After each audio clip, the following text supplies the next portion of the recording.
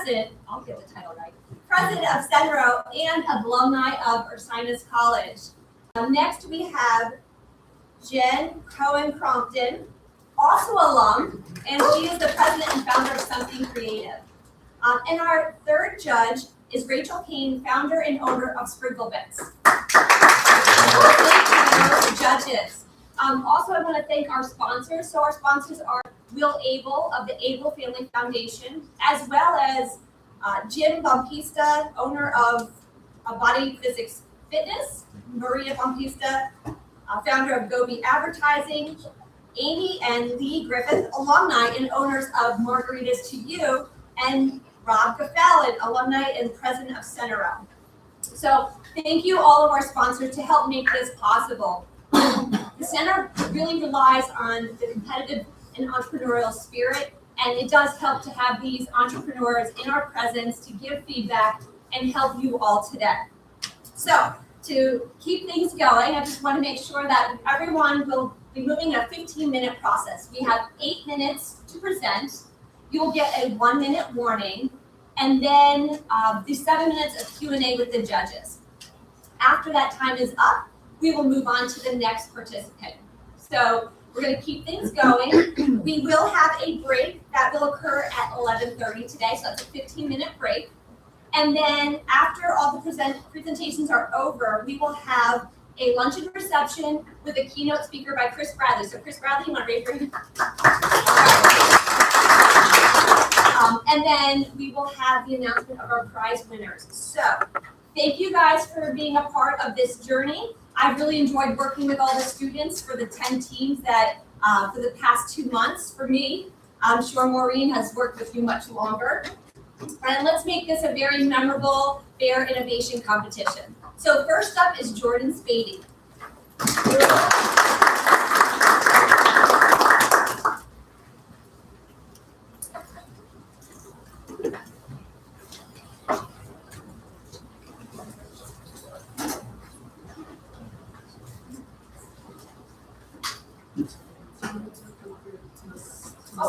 Totally, you roll it.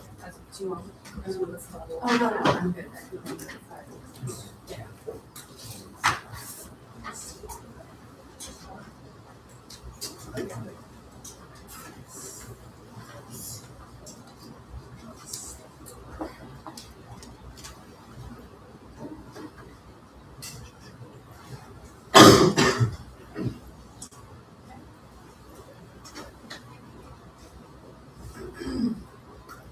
Good morning.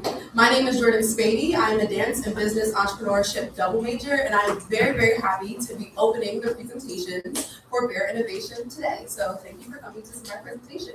I am the CEO and founder of the wonderful Ready Rights, Your Power. So we're going through lots of things today, so I can't wait for you guys to stick with me. So growing up as a young girl in Philadelphia, there are a lot of times where if I knew better, I would have done better. And also a lot of adults in my life, if they would have known better, they would have done better. So many times you go through situations where you need to know your rights. Every single human being on earth, from infancy to elderly, everyone has rights. And so 60% of Americans actually cannot correctly identify their First Amendment rights. That is a lot of people. And that's just your First Amendment rights. And so there are just so many situations when you get pulled over by a police officer, if you feel like you're being treated unfairly in the workplace or in your education institution. So many times where you need to know your rights and you might not have that access. So the problem is knowing your rights is just not accessible. It's not taught and it isn't deemed to be relevant, right? So we're in schools and we're teaching, we're learning about social studies, we're learning about the government, we're learning about policies, but you don't actually learn what your rights are and what you can actually do in that moment. It's not taught in schools. It's not accessible. When you go online to learn about your rights, it's very wordy, very lengthy documentation, right? What to do, what your rights are, who do you go to, and it's just very, very hard to sort through. And it's just not deemed relevant. We don't talk about it enough. We don't, as a community, come together, say this is what you should do in this situation, or this is the right thing to do. And oftentimes, these are just things you learn the hard way. You're in a situation, you don't know your rights, and then you end up going through something that you shouldn't have to go through. And that's why I have created Ready Rights, the best solution to this problem. Ready Rights is basically a fun, interactive activity kit that goes along with a sort of website partner model. And right here, I have for you this prototype so you can kind of see what might go into the kit. So right here, I have an activity workbook, and in there, it will be fun, interactive ways to learn about your rights. It'll be fun for youth, it'll be fun for adults, it's fun for everyone, and fun for the entire family. Over next to it, I have scenario cards. And so on those cards, basically you give a scenario, right? You get pulled over during a routine traffic stop, you can turn the card over and it'll show you 3 steps on what to do and your rights in that situation. And then I have quick rights reference, and that is something that I'm hoping you can take on the go. You know you're taking a drive, it's in your car, let's say you get pulled over and a police officer says, give me your license and registration, do you know why I pulled you over? You can have that card on your dashboard, look at it, and you know exactly what to say. Because sometimes, even when you have things like this and you go over your rights, you read your rights, when you're actually in a situation, it's actually really hard to just kind of remember on the spot, right? What do I actually say? What can I say in this moment? And actually, in that situation that I just said, you have the right to remain silent. You don't actually have to say anything. You can give your license and registration to the police officer without saying anything. But a lot of people don't know that. And so then I would have a QR code in the box that you could scan, and that would go to the website.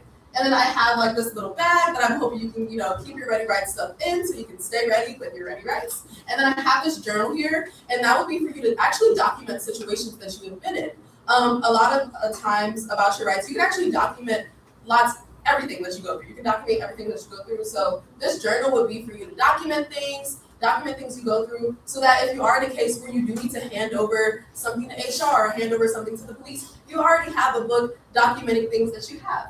And so I'm still working on the website, but the goal with the website is for you to scan that QR code and there to be actually real lawyers on this website, for there to be real information, real resources, so that it doesn't stop here at this kit. You can go research your situation specifically, thoroughly, and that would be the goal after that. So marketing, I think I skipped over. Okay, target audience. So I have youth and young adults ages 14 to 30.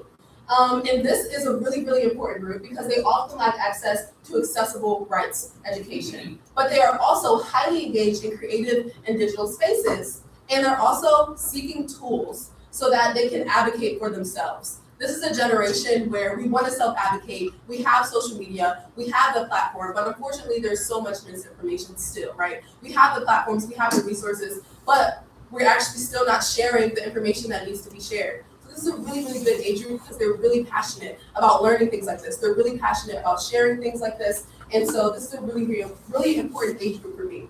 But I also have a nice little chart over here. My target audience is also organizations and schools, and I'll get into how that will work with Ready Rights later in the presentation. But it's really, really important that I partner with organizations and schools because this is a really good way to get Ready Rights out there in bulk, right? And so if I partnered with a district, right, and they were having sort of like a government class or a social studies class, if they were to buy in bulk my kits, they could share it with the whole class, right? And so that's a really important target audience for me. And also parents and guardians, right? So youth, they often don't have the money, the parents do. So be able to advertise parents and for parents to want to buy it, of course, for their kids and for themselves. And then I have talked about that young adults age group already. Marketing strategies. So of course, social media. Social media is the way to go. We have TikTok, Instagram, YouTube. As a content creator myself, I understand the trends. I know how to market on social media, and it's just very, very lucrative, very important. And I just think it's something that everyone can enjoy. Absolutely everyone has rights, so everyone can use Ready Rights. There are lots of people on social media, and so I would really work hard partnering with influencers. I would really work hard pushing out Ready Rights. You can use it in videos, in content. It is something that's visible for people, so they'll be able to see you using it and want to buy it. Also collaborations and partnerships, so organizations, educators, influencers, just like I was talking before, being able to collaborate with these people and partner with these people, they would be able to push me out to their audience, right? So having the right collaborations, the right educators, the right influencers would make Ready Rights go crazy. In-person and virtual events. So the goal would be to not just push Ready Rights virtually. The goal the goal would be to actually have workshops, right? To be able to hold a pop-up workshop, to be able to use Ready Rights, to be able to feel it out before you want to actually buy it. And I think that'd be a really fun experience. And those live interactions can really push what Ready Rights is.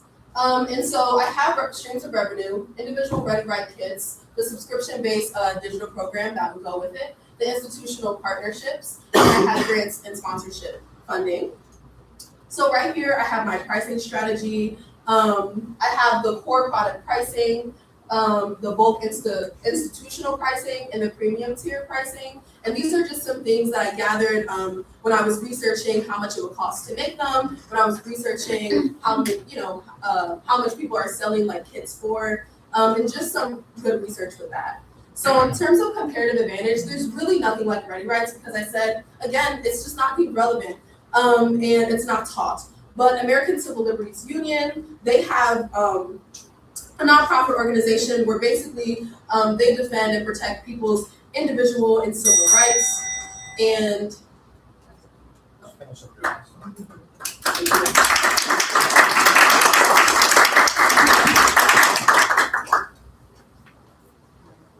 yeah, sure.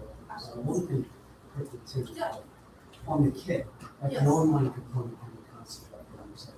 One thing about the kit, like you thought about, sometimes you go year to year and something happens. So, yes, and it's a unique thing, a little bit different. Are you going to do the updates, can like releases by year or something like that, especially for the scenarios?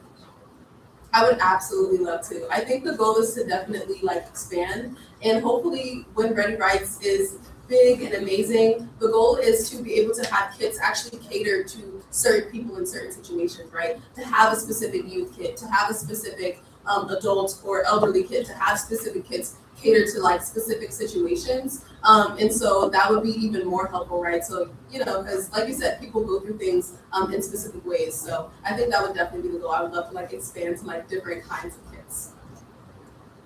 Well, thank you. Can you go back to, your slide about the pricing and the audiences? I know you ran out of time a little bit. But I just wanted to take a look at this again in terms of the pricing structure. And so when you talk about the core product pricing, that would essentially be for individual purchases? Yes, individual kit purchases. Yes. Okay, and then you have your bulk and your institutional pricing, which you said is for nonprofits program. Yes. So how do you envision that portion of it working? Like organizations and like how do you envision them adopting this kit and working with it? Yes, this is very exciting. So my mom actually is a principal of high school in New Jersey, and I've been discussing with her like what it would look for me to basically be able to like order prototypes and her to test it out with her freshman class. And so the goal would sort of be like, let's say we're working with like educational institutions, like academic institutions, middle school, high school, things like that. The goal would be able for them to, I was thinking maybe like an after school situation. If they have after school programs, they would be able to purchase the kit and it's something they do as an activity, or even if they use it in their, curriculums, there's some space in curriculums for activities during certain lessons. And so you can totally use this as a helping aid in your classroom. And so that's what I was hoping for educational institutions. I also think that it can be used for organizations, like let's say the YMCA, right? They have activities all the time, and they can buy it and use it with their kids, or even corporate organizations, right?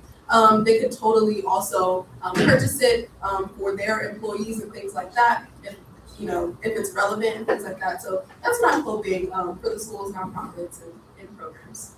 Great.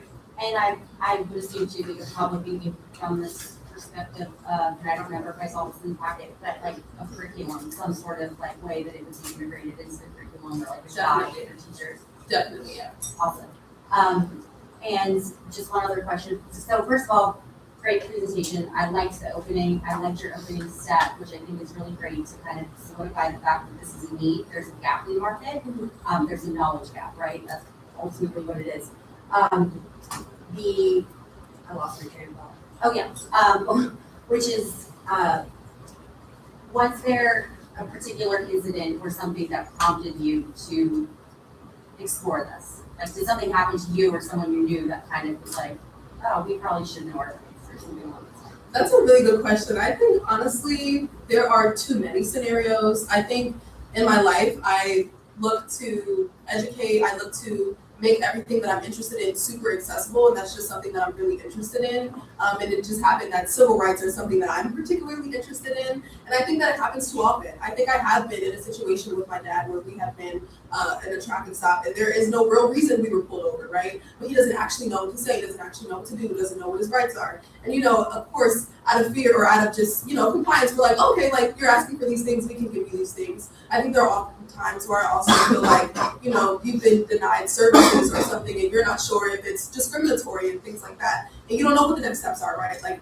what happens if I feel like I'm not being treated fairly, but I don't actually know? Is there anything I can do? And sometimes when you feel helpless, you don't do anything. When in reality, you can do something. You have rights in situations. You can report things. And these things do matter. And so I think, unfortunately, there are too many situations that have happened that have, inspired this. I think in my mom's last job, she felt like she was being treated unfairly. And even HR, she felt like it wasn't fair. She felt like the employee that she had a problem with was friends with HR. And like in that situation, what do you do after that? After HR doesn't work? And so just way too many situations, honestly, that have inspired this.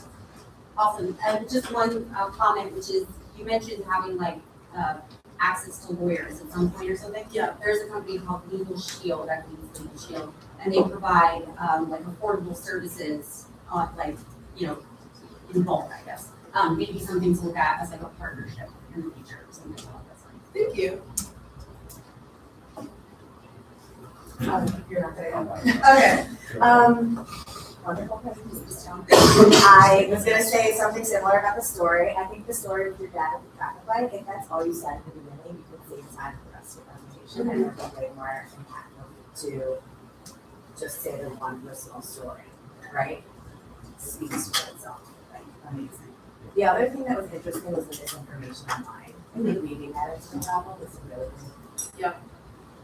really relevant piece of the puzzle that you talked about later, but I think in the beginning that's important. So like your personal story and then being like, what am I gonna do? Go to TikTok and look up stuff. But after that happens is to see what I can learn and garner for next time I'm in that situation with my dad, but then what do I trust, right? Yeah. So there's no one to read about. Connecting those dots. The other thing is, love the visual of the prototype. Consider an app digitizing it, right? And then what we know works is bringing community, your police, into your schools and doing it collaboratively, right? Sure. Having them know who is in their community, so when they're stopping that is so important. Yeah. And I know people, like friends of mine, have brought their 5, 6, 7-year-olds to the police station to meet them. Yep. As a way to hey, we're here, right? And to teach. And so I think having the police do a partnership, and if it's an app and do come into schools and do presentations, but they're actually giving the kid out and they're presenting it as a resource is a collaboration. And then lastly, more business, financial. Yeah. Seeing your projections, seeing this come to life and saying, all right, based on there's 16 million parents in the US. Yeah. Mm-hmm. Are they buying subscriptions to the app? Let's say it's an app. Yeah. Not a physical kit that gets lost, right?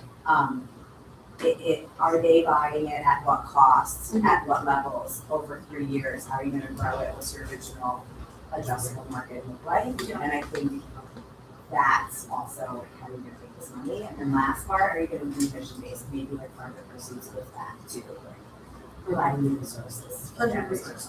Yeah. Yes. Okay, that's fantastic. Good job. That was awesome. And I have some homemade cards that might be in the kit. And I make these, so I'm gonna hand them out and you guys can put them at your own discretion. I have 3, but definitely pass the around. Where's? Hey, you guys. Oh, thank you.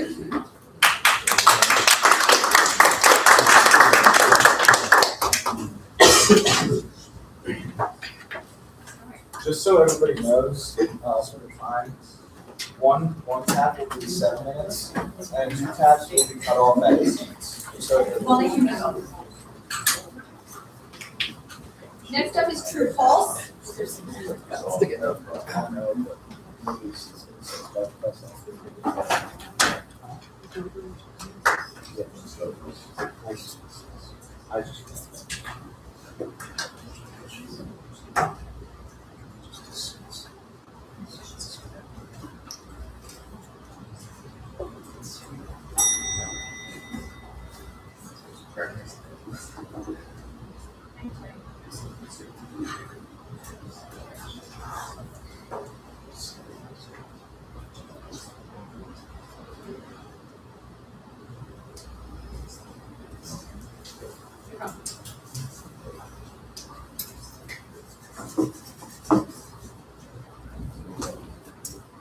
Hi there, my name is Nicholas Graham. I'm a senior biology major and Ursinus mental prospector. I also conduct honors research for the Gornberg Lab during my time here at Ursinus.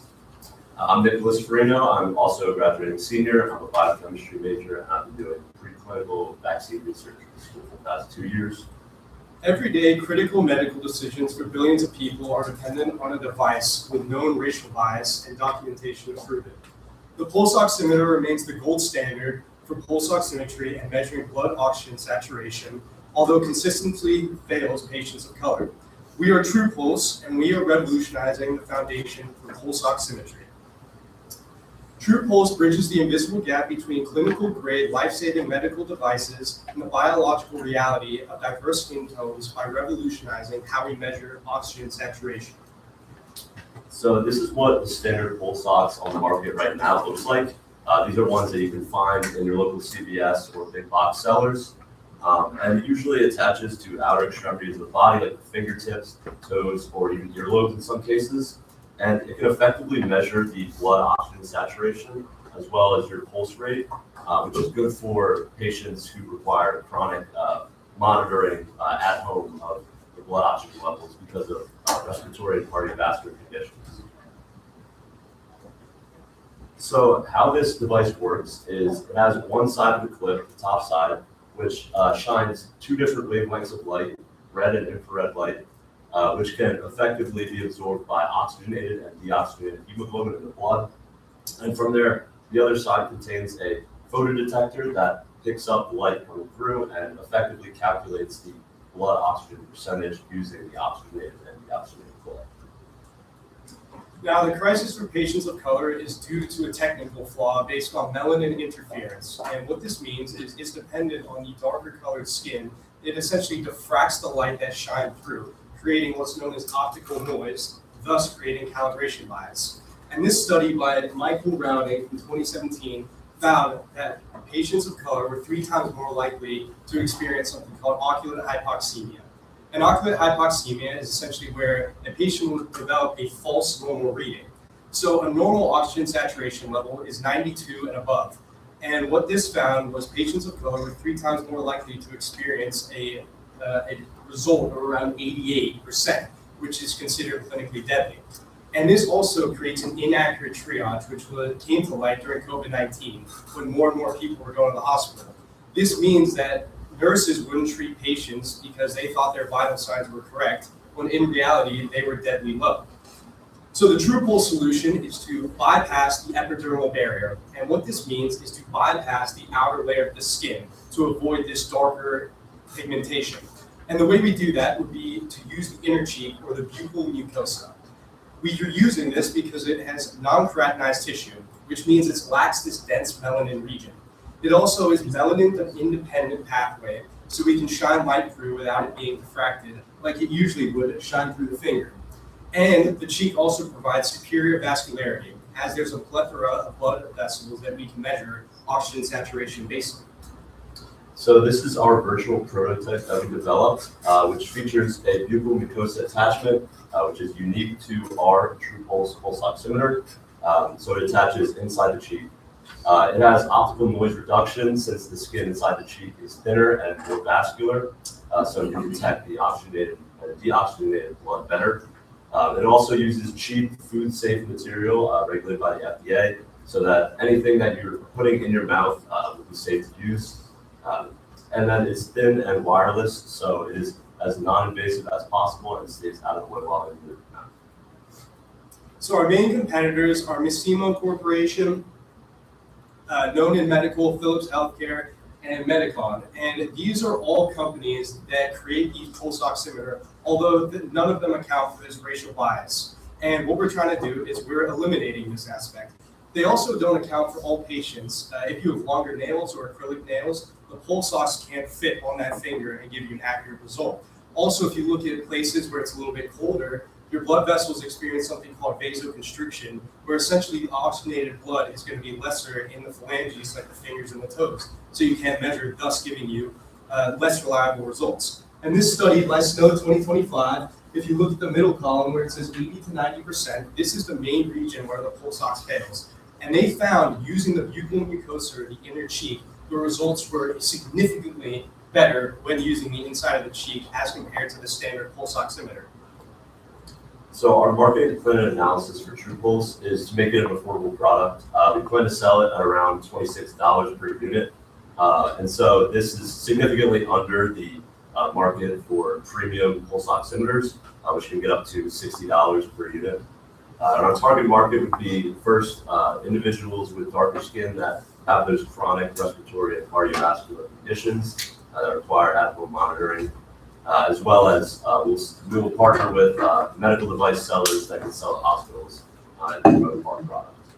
Our profit distribution after we initiate our clinical trials will contain 45% going to manufacturing and operation costs, 40% going to marketing, and then the excess 15% will go to patent costs, ongoing clinical trials, and the FDA approval. Eventual FDA approval will make our TruePulse product a lot more desirable.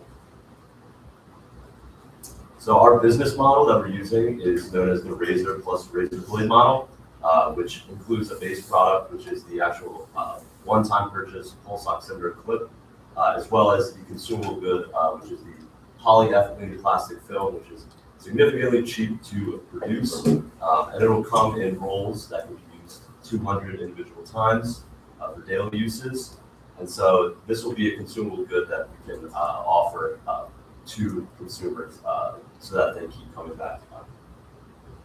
So we've built the foundation for this product. We've undergone all the research required to prove that this device works. And the next steps would be to essentially take this theoretical model and make a fully functional buccal sensor prototype. In 2013, the FDA said that the pulse oximeter needs a refit.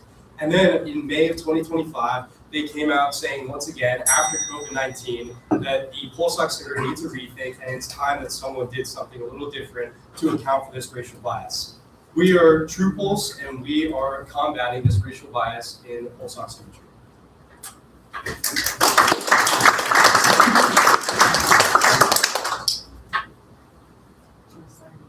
Yeah, I'll go ahead. One quick thing was I knew you had a cross-sectional patent. We have we go to the next step down. This would be pursue the patent as soon as possible. Yeah, we plan to pursue the patent while we're undergoing patent approval. And just clarification, is the film, I was going to ask about sterilization between patients. That's what Yeah, that's to be bad infection risk. And is it going to be pre-stored? Is it tear off the exact size of things? How did you realize this was a problem?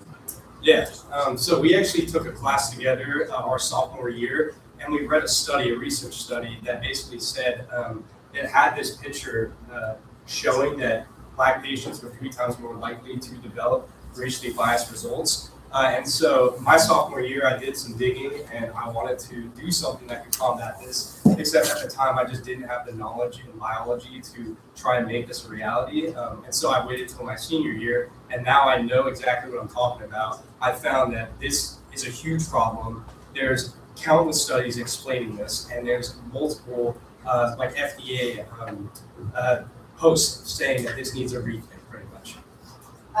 Why do you think none of the other companies have explored something like this? Yeah, good question. And it comes down to the idea of, I think it's this broken fallacy of if it's not broken, don't fix it, because they know that this is a problem. And what they're trying to do is they're trying to take their simple pulse oximeter and they're trying to find a different algorithm to calculate that blood oxygen saturation, so they don't have to redesign the entire clip itself. And that's where we come in, and that's why we thought this is an excellent idea to use the mouth, make it cheap, efficient, and portable, and it's still a non-invasive way to measure blood oxygen saturation. Excellent answers.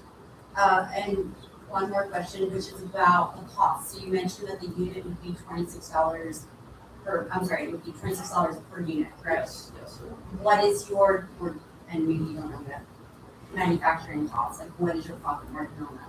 So we estimated that the initial manufacturing cost would be around $50,000, which can actually There's equity grants that support products like TruePulse because they help combat the underrepresentation of clinical devices. So we plan that we will get some of the money from that grant to contribute to manufacturing costs. And then our profit margin would be slightly above 50% because it costs around $10 to make and ship, and then the additional $2 would be to produce that film as an add-on. Okay. Do you know or anticipate that you could drive that cost down if you got, if you're purchasing in bulk? Is there the ability to drive it down? Yeah, like if you're buying more. I would say there is the ability to do that, but we still want to maintain like a decent profit margin because 50% is around like the minimum for like these type of devices. Oh, that I meant for your manufacturing, like your expenses. your profits. Oh yeah, absolutely. Sorry, I Absolutely. should phrase that the right way. Like how many units would you get for $2,000 on your first one? For $50,000, I'm not exactly sure how many units exactly. But does that's what comes out to the $10 per product? Yes. Okay, and so, So if you're gonna order more than 5,000, you're gonna order 500,000, then you're more likely to drive that down. Yeah, definitely. Awesome, so I love that you're addressing the need in the market. I love that you had an answer for why other people are not doing this. I think that's very smart and prepared of you. And you said your next stop or your next step would ultimately be to build a prototype, correct? Correct. Okay, and just one last thing, which is you mentioned your audiences would be direct to consumer, but then also medical device providers, or would you go direct to physicians and HCPs? We would go to physicians so that they can recommend our product, just so patients can hear about it. And when we establish our clinical trials and actually get physical data, we can be able to get like physician trust and physician recommendations to patients. Okay, great job, thank you. and make sure you get those physicians on your advice board. So it's OTC then. So you're going through a shorter FDA review process to do OTC products. Okay. You know what I mean? And the $26, I actually think if it's gonna be an OTC product, and let's say you get the physicians everywhere, all the practices to recommend making you drop off like your field sales contracts. You give them like rebates to give to their customers, to go into the CVS and just really review the merchandise you can find to work better now. I think on shelf, like $25.99 sounds really good, but actually, if you're gonna distribute through retail, your distribution costs are gonna be incredibly high, and you're gonna need much higher than 50% margin at the top. So if you're gonna sell it through a website, let's say direct, like you can go to Shopify for this, right? Your margin should be 70% D2C, and then that way it's built in so that when you get a distributor to go put it into the CVS's, they're gonna want 30%, and then CVS is gonna want 30%. So just make sure your MSRP price, that 26, whatever that ends up being, start at your Shopify model, like start at your D2C model, and be like, all right, it works out where we can charge $35.99, still reasonable, still below. We're able to capture 70% of people go direct to our website. Now we have a buffer, so when you go to the distributors and you go into retail, you're gonna be paying that 50%. Because right now, if you go straight, you're not gonna get that. You're gonna be like 30, and it's gonna be really hard for you to problem. But I think that's just something to know.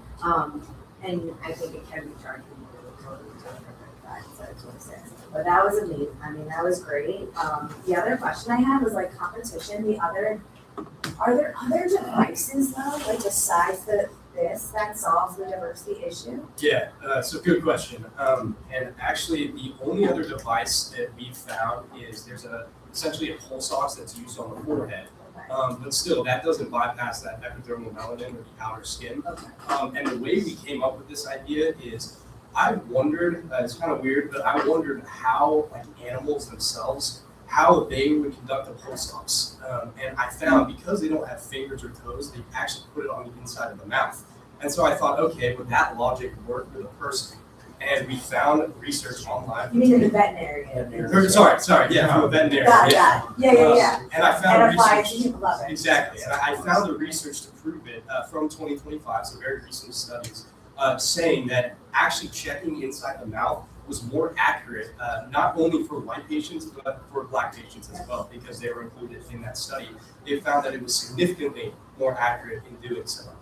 And so I would say the only other competition around this would be that forehead for individuals like amputee patients who don't have fingers or hands and who don't have toes as well. That would be the major competition, which is a very finite amount. Even in a hospital, you find only one of those machines per giant hospital because it's kind of a supply-demand kind of thing. Great job.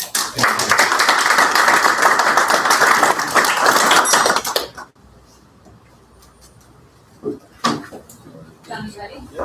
This might have given you my other feedback, it was just, it's not that nervous, I mean, Give a chance to.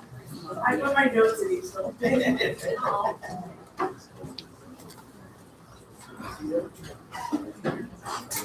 I probably would have done the same, Oh, you have, okay. had I not, I probably would have done Because I wanted to like organize my class in each category, and so I was like, oh, okay, I'm gonna just do this, and then I realized how it's just for them first. Well, that's what I was thinking, like, you know, Top. just for a minute, I was like, and then like, oh, we get our thing. I have to be like, learn more about business. Learn more. Oh, yeah, I do too. Is that your daughter? That's my. She's fine. Yeah. Are you okay? Yeah. My two older ones are in fifth grade and fourth, third grade.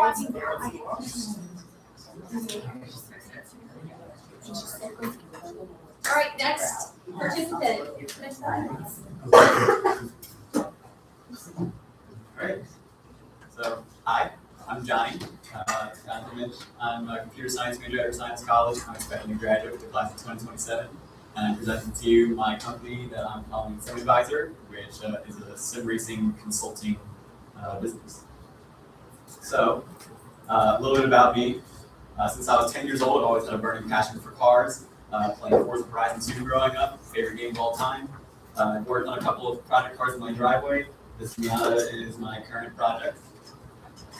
I've also had a great passion for building computers. I've always been obsessed with technology, figuring out how it works from the smallest level all the way up to figuring out software. So I built a lot of computers for friends, family, and eventually customers as SimAdvisor. So this is just a few of the computers that I've built. And this is my personal racing simulator. So after graduating from high school, I purchased a cheaper wheelbase and pedal set off Facebook Marketplace. And I got a couple of pieces of scrap wood and a free seat out of a car. And I built my own simulator out of wood.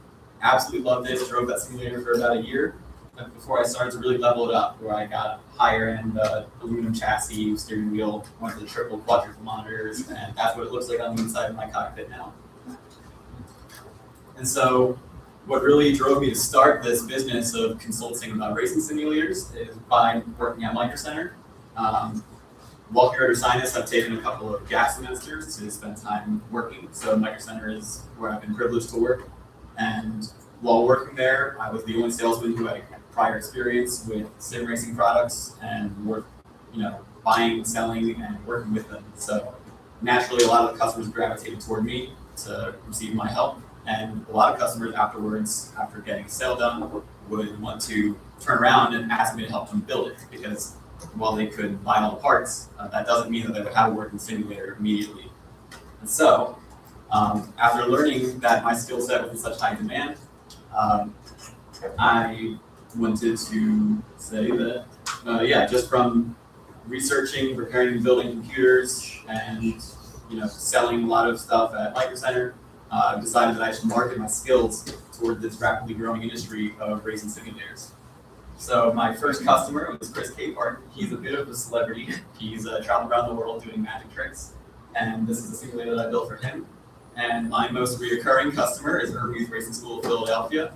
They're like a nonprofit STEM school for children, and they teach them how to race cars. So their racing simulators are one of the things that I've been servicing there. So since first building this Cape World simulator, I have built and serviced 13 different simulators. I've generated over $4,000 of total profit, and this is all with almost no advertising. And I've been able to do this while working full-time or being a full-time student. So I'm looking to take it to the next level. A little bit of brief research has demonstrated just how rapidly the industry is growing. A lot of content creators online have started doing a lot of sim racing. There's a lot of professional drivers now in professional racing series that have trained on simulators before getting to the racing team. And there's also a large amount of racing games being released in just the past few years, a large growth over what we've seen in the past. And so, SimAdvisor is a racing simulator consulting business where I will be selling expert level advice and professional service. And my target customer could be anyone of any background, but most commonly I've built simulators for men aged 30 and older.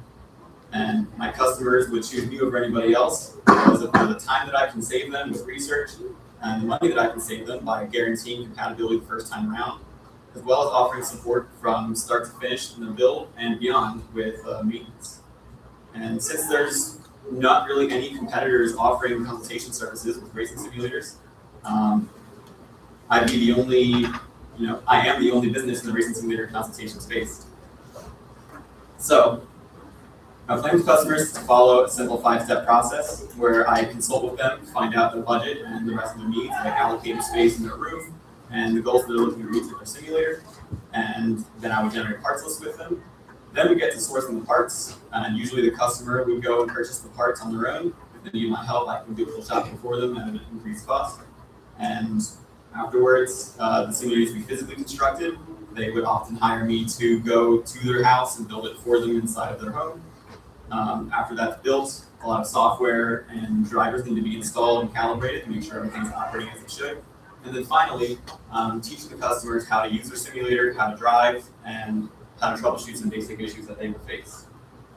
So this is my website.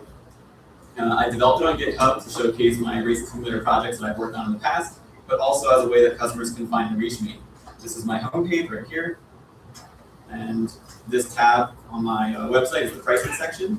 There are 5 packages that I currently offer customers with price ranges so that they can know what to expect to pay me. These prices are in addition to their simulator hardware.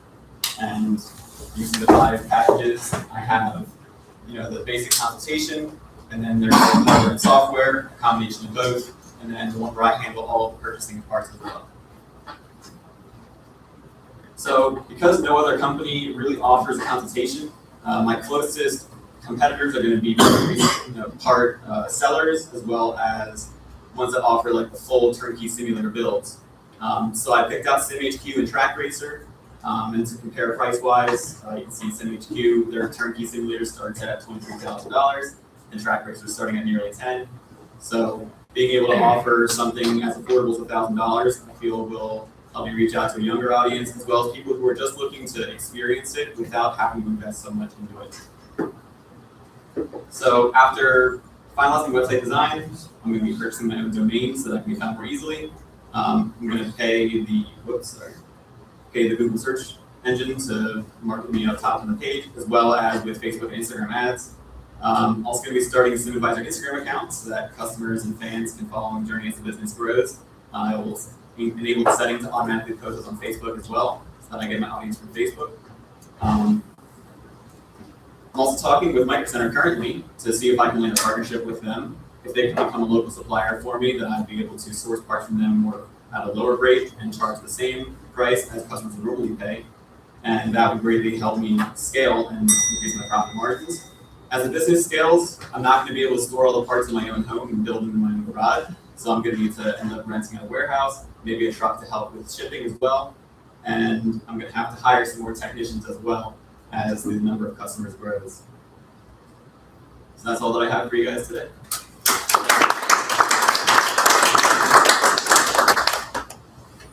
For your next slide, answer one question that wasn't asked about mentoring other technicians. And for the ones who already done, do you have, are they quotable? References to people that you asked them? Yeah, so Chris Capehart in Delaware, he's my first customer, and he's also one of my more reoccurring ones as well. Every single time that he faces a problem or whenever he feels like he needs an upgrade, he reaches out to me directly. And I don't necessarily have like a testimony from him right now that I could share. I'm sure I could probably call him and get him on the phone, and be more than happy to talk to you guys about that. I have a customer out in New Jersey as well. His name is also Chris. His name is Chris Griffith. He built a car at SEMA and showed off the sound system. I helped him build a racing simulator. And I've helped people from the racing school actually. Some parents of the children that are at the school have asked me to build a racing simulator from their home so that they can practice in the school and outside of the school. So a lot of customers that are very happy, and I could definitely get those connections for you. It takes a lot of time, but on the website, have you done targeted social media, like YouTube channel, where you're showing things like data and buildings and people talking there too much? That is definitely part of my plan for growth. I know social media presence is huge in marketing, especially the younger generations. But I've also found that Facebook in particular, like there are large groups on there for sim racing, and most of the people that are asking questions in there are men age 30 and up, asking questions about like, will my computer be able to run this game, or what monitors should I purchase? And a lot of those questions, you get so many comments with different answers, and while it's good that you get advice from places like that, none of it is really specialized to the customer and their needs. So YouTube is a great place to offer general advice to a population, but I would love to show tutorials. There's plenty of tutorials out there already, but my goal is definitely to kind of showcase just what I'm doing with consulting and helping customers get exactly what they need. Facebook groups are a gold mine of information. So if you can join those Facebook groups, you can mine through questions, like do a content audit of them, and like find out all the things people are asking. So I love that you are already involved in this group. I know a lot of you. It's always helpful. And Reddit, that's another thing. I literally wrote that down. Yeah. I was like, we should be on Reddit. Definitely. And YouTube is great because it's so visual. This People world appreciate that a lot. screams Reddit. So I just have a question about your financials because I'm slightly worried that you're undervaluing your offering.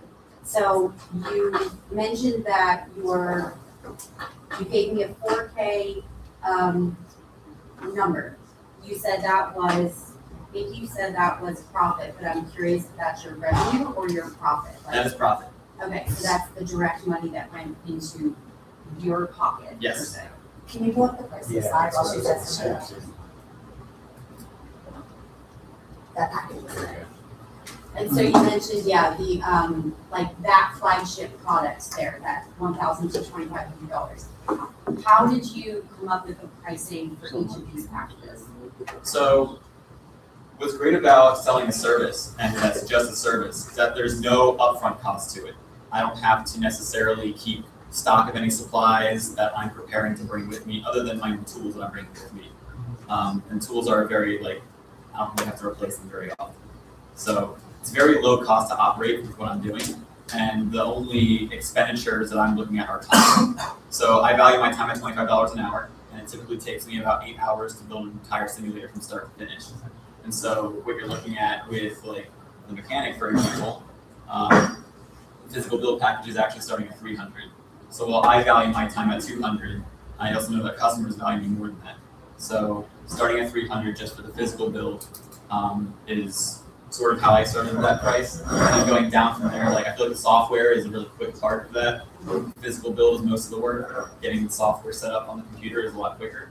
So it's a little bit less. The consultation, I initially wanted that to be a free consultation to try and attract as many customers as possible, just so that I could include the consultation as part of the general service.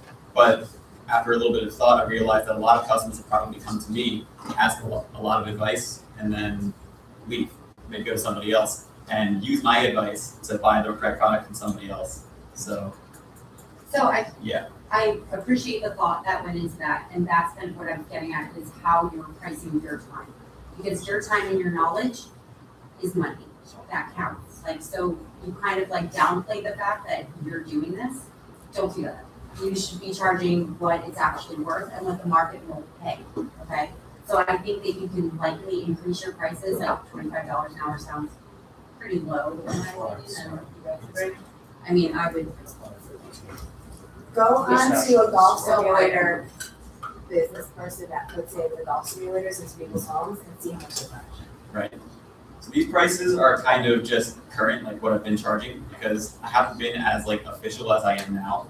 A lot of customers that are just sort of like, well, how much would it cost me to do this? And I'm like, I don't know. And they sort of pay me, Sure. you know, whatever. Like, so the pricing is sort of in this gray area that I've been sort of updating over time. I would too, Jonathan, add into this amount of service providers that we're working with, private equity gloves, residuals, and teamers and stuff like that, ongoing support, $150 a month. You Yeah, got like a a problem, subscription, private equity loves that. That's gonna be. and then they can call you, yeah, like a certain amount of Right. hours, whatever it is, that's smart, yeah, Help like desk, that so you got recurring. 1, 2, 3, 4 higher level tickets. Right. That's not on my website right now, but that is certainly something I've been doing with customers that are reoccurring, asking me to help figure out a problem or service or simulator. I do charge for time and traveling as well.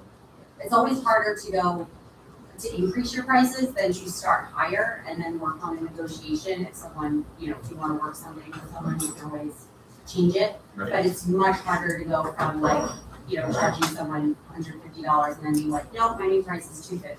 To start at $250, knowing that you have some wiggle room in there if someone wants to negotiate and you want to, you know, do that, I whatever. read a consulting book years ago, the one chapter, this exact point. Somebody they were charging them recruiting an hour, and they said, oh, I'm struggling to get business, and he said, I'm asking, the opinion of people, and they said, charge $250. He said, I can't read that. Upgrade to $250 and start to get more business and you can handle it because the rate also reflected on, oh, this person is not doing it, they're an expert. So there's a little fine line of how far you go. But yeah. I think you should increase your price. Get paid for what you should be getting paid for. Okay, and then my other question is about scale, which that's kind of what you were asking too, about training other people and like how would you scale this business with you and your knowledge. But I think you kind of addressed some of that in terms of training other people, providing like an ongoing, you know, service agreement or something. And, you know, getting some of these, I think, relationships with like Micro Center and the Graceland School, that's a great like lead generator for you. That'll be a good way to like build up your pipeline. So I think all those things that you're doing are really great. I just don't like people to get underpaid for the services that they provide. So that was my only concern about what you were doing. But great job. Thank you. And it obviously looks like a market. I know nothing about any of this, but it looks very good. And it looks like it's definitely a need there. But quantify the market. Let us know like how much people are spending doing this sort of stuff today, Right. right? And then that would be helpful. And then in the 5 stripes in your logo and the 5 process, like your framework for what you do, I think is so clever. Thanks. Bring that more into your branding. It's really awesome. However, it doesn't mean you need 5 prices. Right. Yeah. That should be 3 max, right? And I think so I was gonna ask you like how you put the 5, but honestly, like where you're at, like you're just specific to a sense, like people in your stage and your experience and trying to get started and trying to test things out, you're like $25 an hour because like my age makes $25 an hour doing A, B, and C, and that's a lot, right? Like that's a lot for you, but it's hard to see yourself what you should be. And I think that only comes with time and reps and experience, which is fine. But look at some similar businesses that are like other types of simulators that are being installed in other industries even, and see what their price points are, and like that'll give you a gauge. And also, like I said, look at the market size, see how much people are spending. And then look at the interior design business model, because what you're doing is interior design. So they all make their money off of procuring the actual furniture and marketing them, right? And or appliances or equipment or whatever. And so it's great you're doing a partnership with Market Center, but look at your numbers to see, okay, I'm gonna charge for my time, then based on everything I possibly need to buy through you, if you're the distributor, you're gonna need a lot of money. Right. So that's a huge revenue stream in your business model. So don't, like, just kind of model that out and think through that, and that will influence what you charge as well. And lastly, I think charging a fee for the consultation is smart, but then put that fee towards the final bill. So that way, they're kind of like, I should probably just stay with it and not go to somebody else because I already need $100 for my consult, and that would go towards my first bill. Very Yeah. smart, yes. Okay, well, good job. This is great. I had no idea that. I did this stuff. The STEM schools and the training, sorry, one more thing. The professional driver as a brand ambassador, like focus on that whole thing. Like have them be like, this is my training tool. And I live by it and have them like the whole industry and then everyone will buy it and they're not supposed to. Alright. Sorry. Alright, okay. Who did it? Right? Clueless. I had no idea. I was like, I I read read the this. chef's Like, cycle. Visuals were very good.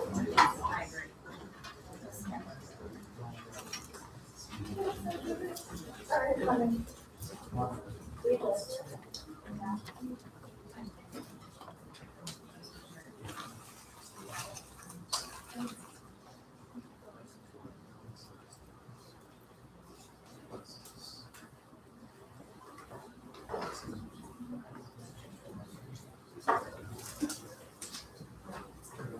My name is Thomas Williams. I'm talking about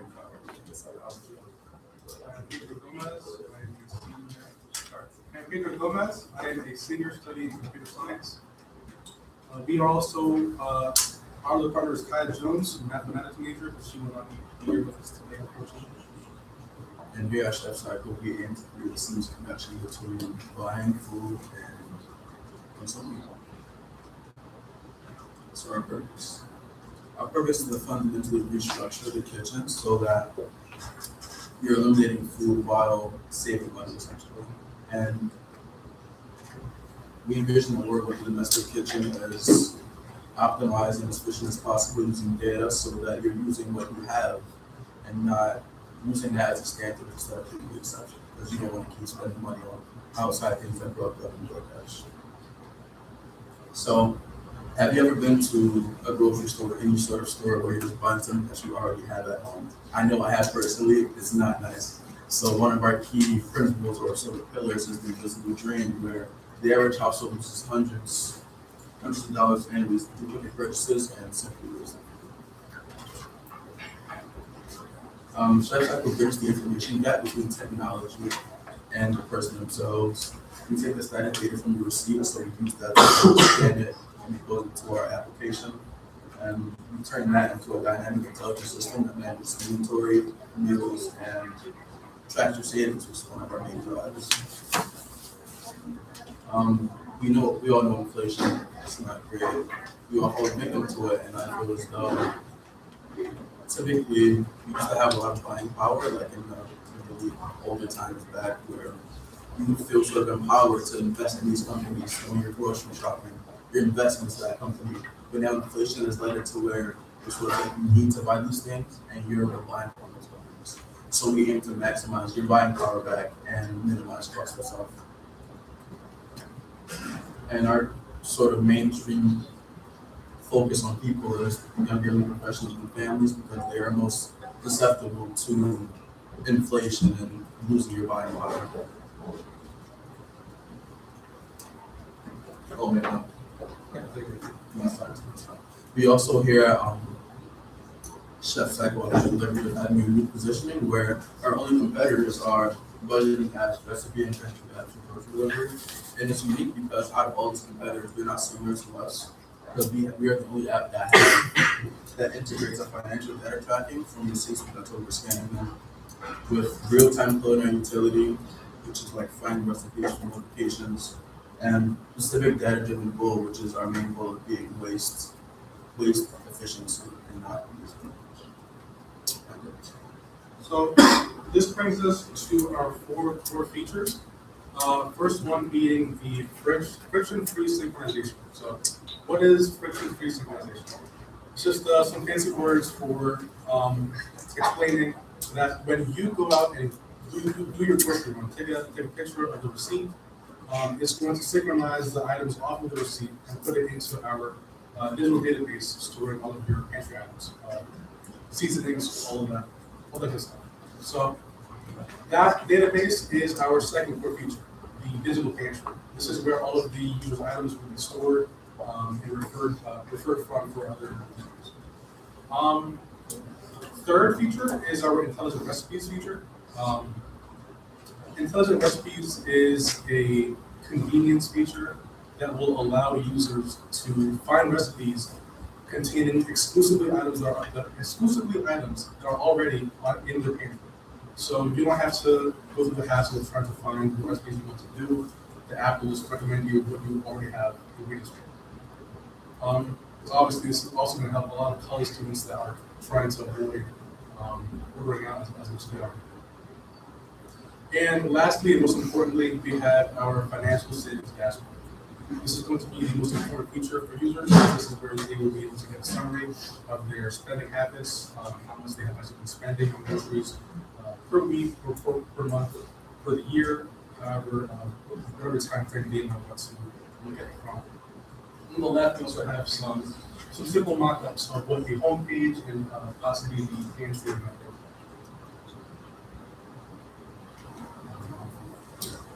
like. So we plan to maintain sustainability through mainly strategic partnerships, such as affiliate integration, sponsored content, hyperlocal coupons, and building that relationship with our consumers through our data insights.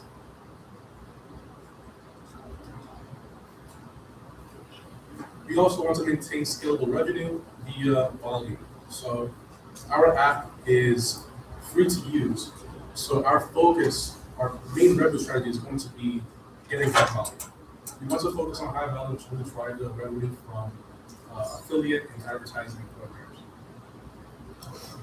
Because the app is free, we do expect a lot of user traffic. With this increase in user traffic, we do expect that the limit for projected growth should also increase. And just to make sure that all of that is going accordingly, we want to keep track of two key metrics, which is user retention and actions per user, just to make sure that the app is being evaluated very nicely. So far, some milestones that we have completed. We refactored the platform to support the partnership-based revenue model. Same with advertisements. This was in response to the switch to making it a free app. So we're not making the revenue from consumers buying the app, but rather the interactions that they have with our advertisements and sponsors. We also have done some research. This was our next steps, but obviously these processes are always moving. We have completed our research. So for now, the next steps would likely be trying to figure out how to actually calculate how much waste is being saved. So here at Chef Cycle, we urge you to stop throwing your money away, and we'd like to ask you if you will join the cycle.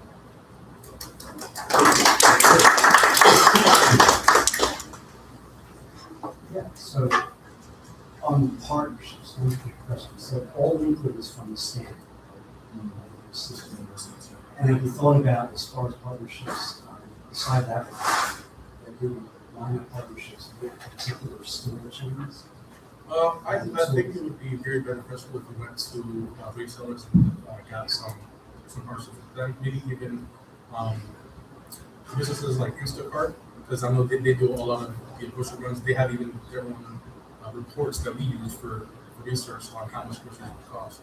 So having that connection would be very beneficial to us. Yeah, the other reason I asked it too is I started to think about managing the expiring products and how do you catalog that for the receipt. If you partner with a grocery chain and they give you access to inventory, that would match up against the codes that they have on the receipt. So, when we pull a particular item, we can more closely estimate like the expiration is going to be all the average expiration. And then you could have all kinds of notifications. Which is the great, recipe thing is great. I like that. Catalog thing is great. And then the other thing would be that, you know, they let me have, and this is by the way, another thing about apps that I have.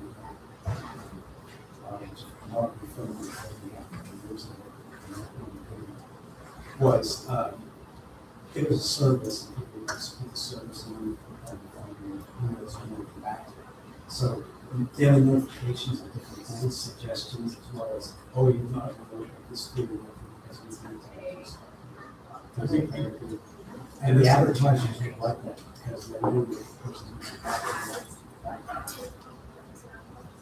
They're also like pretty much selling data to retail shopkeepers because it gives us insight as to what people are buying, what they're buying, and that data also goes back to the people so they know what to restock.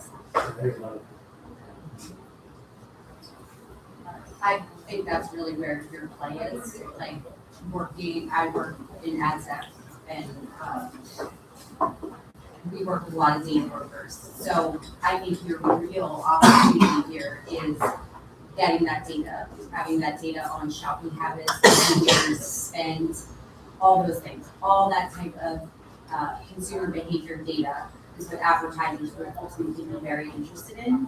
So not even necessarily selling advertising on your platform, but selling the data to advertisers and other platforms. Obviously, you have to make sure that you have things in place that protect the consumer and they understand what type of data they're sharing with you. So anonymized data, not personally identifiable, et cetera, et cetera. But that, like, look at the iBottom model, IBOTCA, because that business. You'll see, like, that's what they do. They have that shopping data and they sell that. And that's ultimately where their business is. So on top of that, what you have to do, and I think this is what Chris is getting at too, is the consumer benefits, right? If I get this app, how is it ultimately benefiting me? So it's benefiting me by helping me organize my grocery list. Something like recall alerts could be good too. Like Chris was just kind of saying, like expiration. So like this product's about to expire, make sure you use it. Here's a recipe. But also recalls, because there is no real good process for product recalls. So if there's like salmonella outbreak, you have to like go to your SKU and be like, I don't know, did I buy this? Is this the right, am I gonna die for the spinach? I might, I don't know. So having something like that could be really beneficial because ultimately you want to increase the consumer, you want the consumers to adopt it, increase the use, because then you get the data that will ultimately be sold through or to other companies. You mentioned the monetization in terms of the advertisers. So again, I think maybe looking at it from the data perspective, you can get really rich, good data, aggregating it, putting it into reports, being able to issue reports and things like that. And then also, you did mention that there weren't a lot of competitors, but I feel like I've seen something similar to this in some way, but I would just make sure that your differentiation is very clear to them, like why did we want this app versus, another app. There's something similar, but I don't know that it like really focuses on food waste. It's like basically tell me the food in your fridge and I'll give you the recipe. And then you just like kind an of AI like, that you just take pictures of something like that. and then it does it. Yeah, something along those lines. And I came across it like a few months ago. So anyway, but overall, I think it's a good idea. I think moving into building like some sort of workable prototype. So using, Lovable or some sort of like vibe coding platform that can get you to that point of like. Claude Code will build it for you. Let Claude Code build you a prototype. What'd you say? I said let Claude Code build you. Oh yeah, there you go. You can do that. Yeah, whatever. But just building something to like get the feel of it and see, how people use it, if they like it, and what kind of data. So, good job. Did I cover everything you're thinking? Almost. It's so funny how aligned we are though. I'm like, oh my god, everything You're like, wait, no, I didn't say that. That's great. One less thing for me to say. But okay, first of all, I love the branding. I love how simple it is and like there's something about it, it's sticky. Like I just love it. It's very, it says what you need it to say, it conveys what you want it to convey. The colors, the ingredients, the logo, stand the logo to see, I could do so much, but I love it. Trademark that. It's really cheap to do it. I recently learned about, I met the founder of an app that did something with wines, okay? Point is, it's free. But the whole thing is, the whole revenue model is off the data.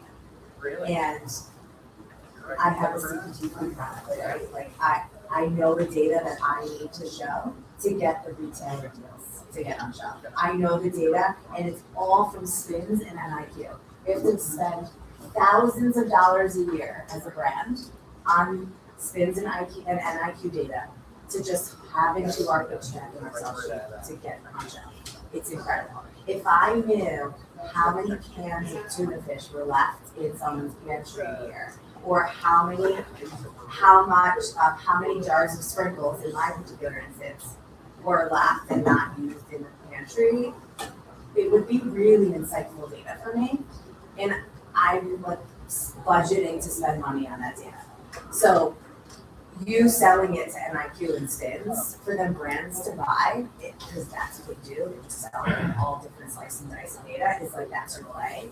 And the other play is just, there's so much you could do here that you have one or two things to knock out of the park in 6 to 10 months, 9 months, no joke, to get 10,000 users on your platform for free and go raise $5 million.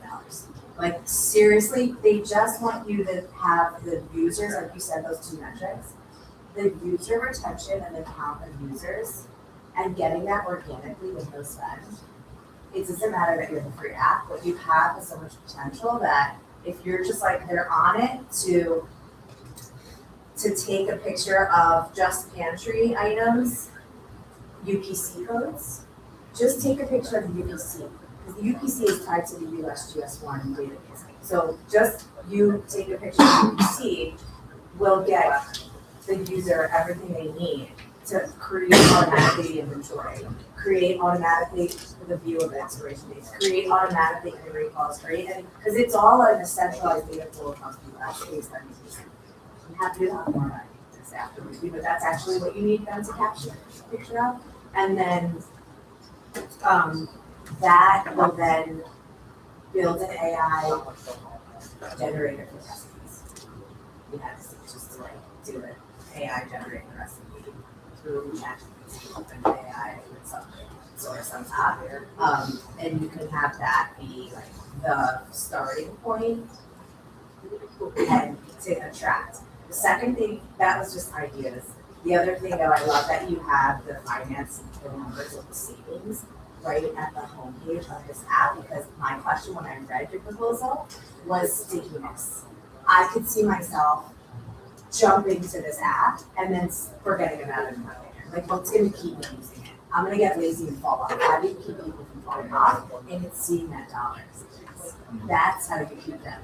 And I love that. I just think that's a really big point, because investors are going to say, how are you going to keep retention? How are you going to keep the behavior change and the habit and make an individual stop falling off? It's because it's a game. How much money can I save by recreating recipes with what I have and not going back to the store? Like, that's the whole stickiness. So I love that. I think that's everything. But like, this excites me because I'm in the food space, plus I'm a mom, and this is a problem I have, so happy to talk with you about it.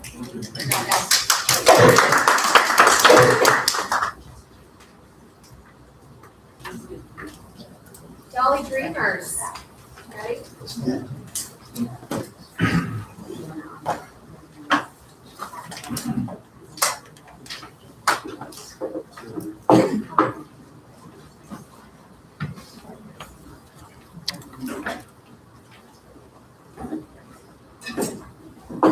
Dolly Dreamers, a doll line that brings creativity and design to life. My name's Addison Hessler, I'm a biology major here. I'm Mia Bonfensa, I'm a media communications and theater major. The gap between high poverty and low poverty schools in required spending and actual spending is significant. Low poverty schools spend $2,000 more than the required number, while high poverty schools actually spend $5,000 less. Also, schools with more students of color spend $700 less per student per year than schools with predominantly white students. response to this is a nonprofit initiative called Dolly Dreamers. And on the surface, what it is a career doll line that is designed by children from under-resourced schools. And we will use this doll line to give back to their educations based on the funds that we make from the doll line. But it's actually so much more than that. It begins with exploration, creation, and philanthropy. In the exploration portion, we will partner with elementary schools and we'll initiate our career workshop within the different classrooms. In the creation portion, we will have students design what do you want to be when you grow up, allowing them to bring out their creative side and show them they have agency over their futures and over their educations. And philanthropy, turning these ideas into real products and showing them that they can become real and tangible things and that their creative ideas matter. So breaking this down a little bit more, for our exploration and creation workshop, we go into partner schools, and this is particularly elementary, 3rd to 5th grade, and we'll engage with the students, ask them, what are your hobbies, what are your interests, and show them how these can align with possible career goals for their futures. A lot of children don't know what careers are out there until they're much older, and we think it's important for them, and there's a lot of value in their interests, and showing them that they can have a future using these interests that they have as children, and showing them that there are possible career paths in their futures. And then at the end of these workshops, we will conduct a creative activity. We will ask them to draw a figure of what do you want to be when you grow up. And these children will engage with this creative activity to kind of harness these goals that we've been talking about. And they will have an opportunity to submit these designs to our Dolly Dreamer competition, in which they will be able to have the opportunity to create an actual real-life doll. The second step in our initiative is philanthropy. So basically our dolls are designed by kids for kids. They are judged and then submitted to our competition where they will be selected, hopefully, to be part of our doll line. Our rubric is 20 points based on creativity, feasibility, child appeal, and of course, clarity. You want to be a princess? I'm so sorry. It's not a real job. Which ones? The students are asked, what would you like to do when you grow up? Then they draw it, we evaluate it based on our rubric, and the top scoring rubric designs go to manufacturing. And the prototype that we're passing around by you was based on an actual drawing from an actual child. So this is a breakdown of our business model a little bit more in depth so you can see it because there's a lot of components. But so we begin by partnering with an underfunded partner school. And then we will go we go into the workshop in which we will explore the career goals and students will design these templates. And then if they choose so to submit to our competition, we will use our rubric and choose dolls to become manufactured. And then it will be added, if chosen, to our career doll line. And it will be sold in toy stores, bookstores, and pop-ups, and school fundraisers. And we chose these specifically because we felt that they would align with our education goals, mostly, such as bookstores like Barnes & Noble and a lot of local bookstores in towns love to align with education initiatives. And I've seen it firsthand. And school fundraisers as well. A lot of children experience the Scholastic Book Fair, which is something that students and parents can take a part of. And I think school fundraisers is a great way to get the community involved. And then the money and profit that we make from this doll line will go back to both funding the initiative and going back to the partner schools of the children. And we will begin with $3 per doll, which may seem like a small amount to begin with, but every 20 dolls sold is $60, which can fund an entire classroom's worth of supplies. That's 20 notebooks, 6 packs of crayons, a 30-pack of glue sticks, 24-pack of scissors, and 72 pencils. And this is a lot of basic supplies that kids can have to, begin with their education and help them advance their education further. And I conducted a survey with parents in my hometown, ages 35 to 65, and 92% said that they would find a line of career and education-focused dolls valuable for children. And they said that if there were a pop-up stand selling career dolls, your bookstore fundraiser designed by students from an under-researched school district, would you stop to buy a doll? And 85.7% said that they would stop. And here's our revenue model. By selling these at $48 to begin with, $500 the initial revenue would be $24,000. And after our costs, we have calculated that it would be about $1,500 going back to the school and $10,000 to continue the initiative if we were to first sell 500 dolls. And it would be about, we calculated $15 to produce each of the dolls. So on the market, there's really nothing like us. Of course, we own the Barbie and another company called Body Dolls, but these are hard plastic dolls that don't allow for much customization. Then Build-A-Bear, American Girl, my personal favorites as a kid, They allow for some customization, but not the whole design process. So our dolls directly fund the children's education. They are comforting, tangible, soft dolls that will remind them of their goals and that they can achieve it. Our marketing strategy is very simple. We will have all the major platforms covered. We will also have a website. We're partnering with schools and organizations that align with our mission and helping these children become what they want. Research has shown that the toy market is drastically increasing year by year. Right now, it's at about $14.8 billion, and it's expected to increase. And we're seeing a big shift from plastic toy dolls to more of the comfort toys. And we feel that a comfort toy kind of aligns with our mission a lot more because we want children to be comforted by the fact that they have agency over their futures and that they have opportunities out there for them, even if it may not seem so as a young child. And their ideas can be manifested into something greater as they get older. So piloting the next steps. Apply for a 501c3. Find 2 pilot schools in the Philadelphia area that may be diverse and underfunded, and choose 3 designs to prototype, and then do a pre-order campaign to see how they sell, as well as push their marketing. And this is Dolly Dreamers. Dream with us. Thank you.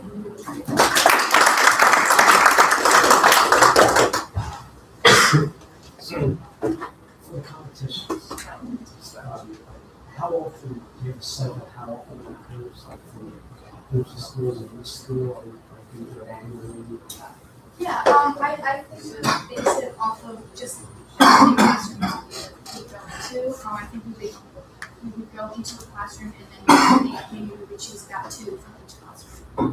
And then for as many as we deem fit to build our goal. And then in terms of the social media, there's cycle. So here's the latest competition from this school. People see that at home and get someone interested and follow up. So, Yeah, so they would showcase the dolls and the kids that inspire them, if that would be allowed by the parents, of course, because there's many rules and minors.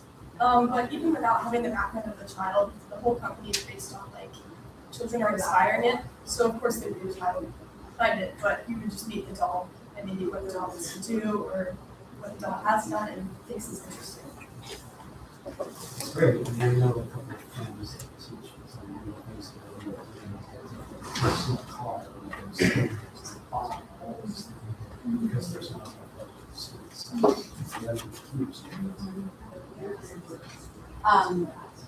I love the idea on many different levels, but there is, I will find the name of the company, but my son is in 5th grade and they did a writing contest in the beginning of the year where they all submitted a poem and they ended up selecting the best poem. I think they selected all of them.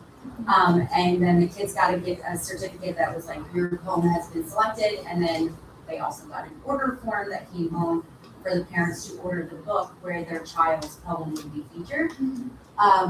And we, of course, bought 3 of them because it was one for us, one for the grandparents, one for the other grandparents. I believe the book was like $24 per book or something. So this reminds me of that model, which I don't care that every kid ended up in the book, but it was the fact that my son, like when he opened it, he saw his name and all was like buddies' names and whatever, and they were like very excited about it. So I think that concept of like creating something and then seeing it come to life is incredible. That's such a great opportunity that you can offer kids, especially when it comes down to, having them share their aspirations and like, I also think from like the other side of it, of getting submissions, it'd be very exciting to see what all these kids are interested in doing, right? And the design and things like that would be very cool.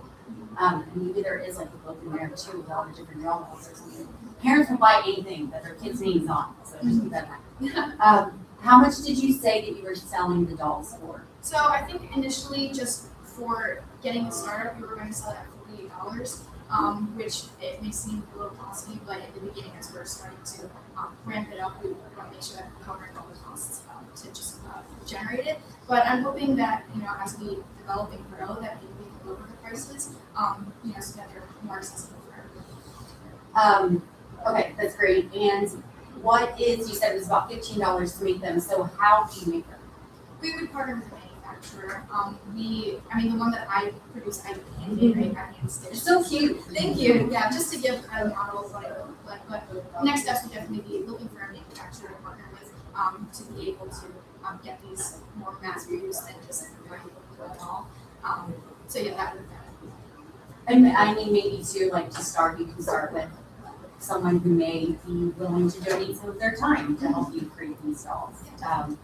Because I'm sure there are people who have this skill that would be happy to be involved in some ways. Maybe volunteers would, work through that with you.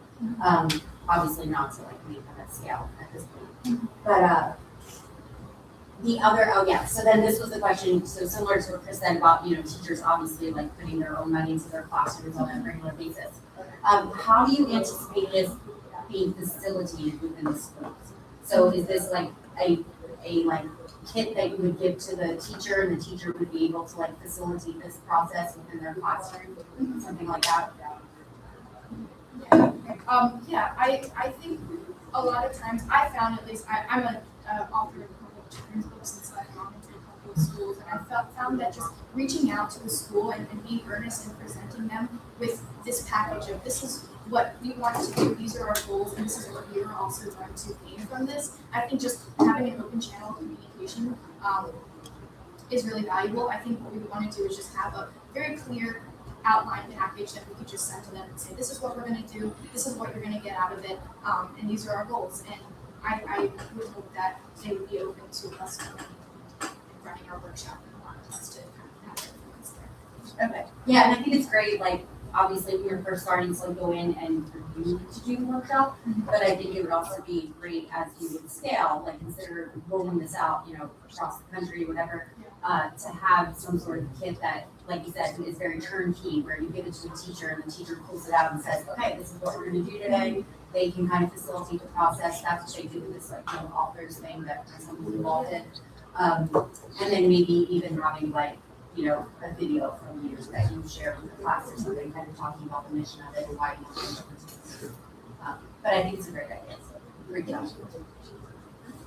Good job. I love the visual flow diagram. I thought that was really nice to see, and I loved how you showed the breakdown of like what the $60 is. Is there like a personal reason for starting this? How do you go about this? Yeah. So my mom was a first grade teacher in Maryland. Her kids always loved me. I get, oh my god, this is such an honor. I'm like, oh no, who knows me? So it's always really cool, and I know they love like seeing me when I come in back from school. We all get really excited, and like one was like, I want to be a princess, and I was like, me too, girl.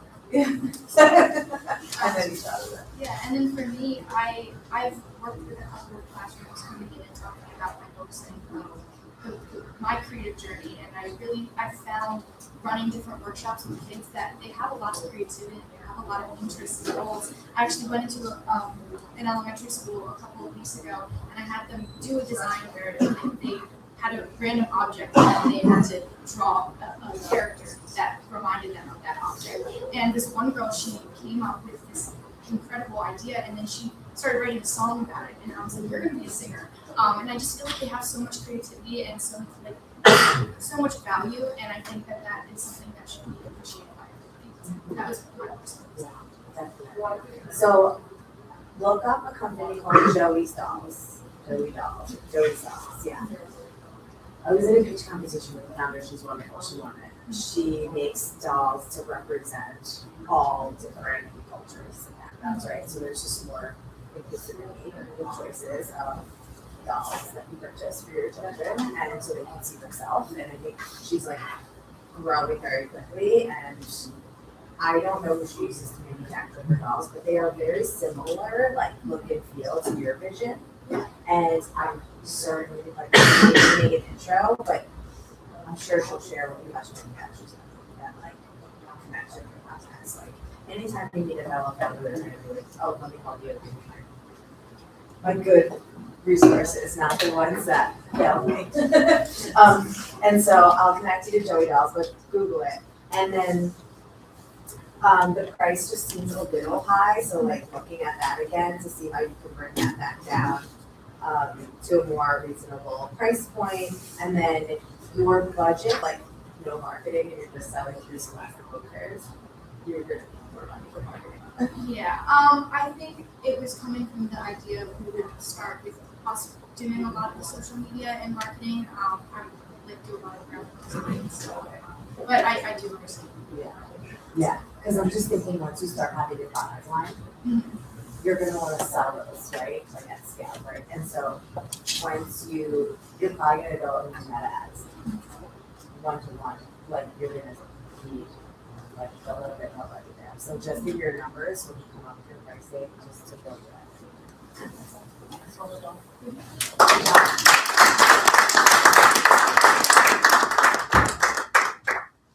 Alright, so we are running 15 minutes behind, but we're still gonna have a 15-minute break. So we will come back 12 for our last participants. So thank you so much.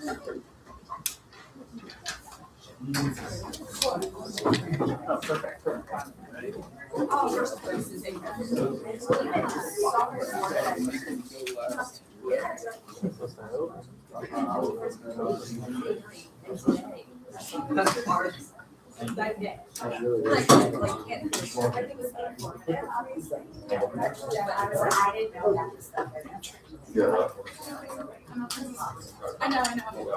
100%.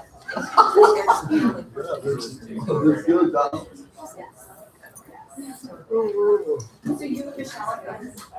Our sons are really good, yeah, they're the same age, they go to school together, they're fun. Really locked in. Oh, yeah.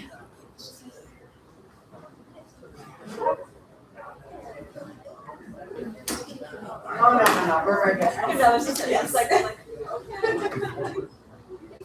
yes, how are you? Good, how are you? You're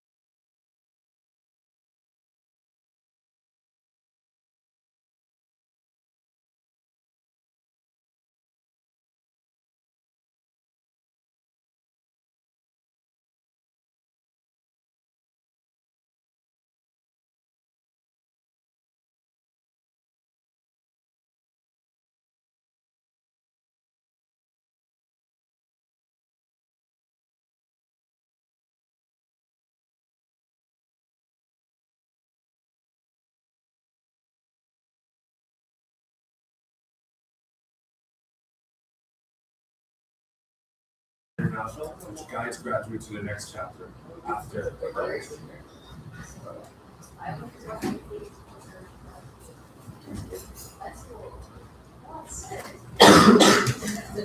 No, I didn't start that. Alright, so a little bit about me. I'm an international student. I'm on a F1 student visa, and I've been on a B1, B2 visa since I've been born. I went to boarding school in Connecticut. Originally, I'm from Trinidad and Tobago, so I've been on my own since I'm about 15 years old. And to be honest, I'm living this problem. A lot of international students want to stay in the U.S. after graduation to pursue their 9-to-5 like anyone else. A lot of people don't know that international students have a 60-day grace period to find OPT and jobs after graduation. OPT is called optional practical training. So a lot of STEM students have OPT extensions up to 3 years, but someone like myself, being a math and finance major, I don't have that 3-year extension. I only have 6 years. So the employment gap. There are 200,000 international graduates who graduate from U.S. universities every single year. About 77.2% of them struggle to find visa-compliant jobs before their grace period ends. And universities offer little to no structured help getting these students into jobs. And a lot of them have family members who have graduated summa cum laude from NYU, and she has to go back home to her country to find a job there. And they don't suit, like these companies aren't hiring students, international students, and universities offer no support whatsoever. So this is why Bridge International is so important. The unique value proposition. How Bridge International works, it's going to be a three-way agency. Students, employers, and colleges. So students have a personalized transition plan, and they have direct access to employers open to sponsorship. No beating around the bush, no leading on students after college, and it's strictly public. Employers have a direct pipeline to high-quality students ready to work at international talent. And institutions have a plug-and-play solution to improve alumni career outcomes and placement rates. So this is the platform solution. This is our home website. It's 3 steps, 1 bridge. Students enter their visa status, their visa number, their career goals, and then they're matched with students with verified sponsors and alumni-led firms. This transitions in a step-by-step legal roadmap that guides the hiring process. And this legal roadmap is really, really beneficial to a student like myself because I'm not a lawyer. I don't know immigration law. So my agency will then help these students be aligned with the law because we don't want to do anything illegally at all. So that way they can have these jobs post-graduation. So the competitive landscape. LinkedIn, everyone has a LinkedIn account. Everyone connects on LinkedIn. You apply for jobs on LinkedIn, Indeed as well. But there is nothing really tailored and suited to international students. It's all very broad, all very general. The only other company that does this is InterStride. InterStride is a company based out of California, and they help international students, but it's all very, very generic. Not human, not personalized at all.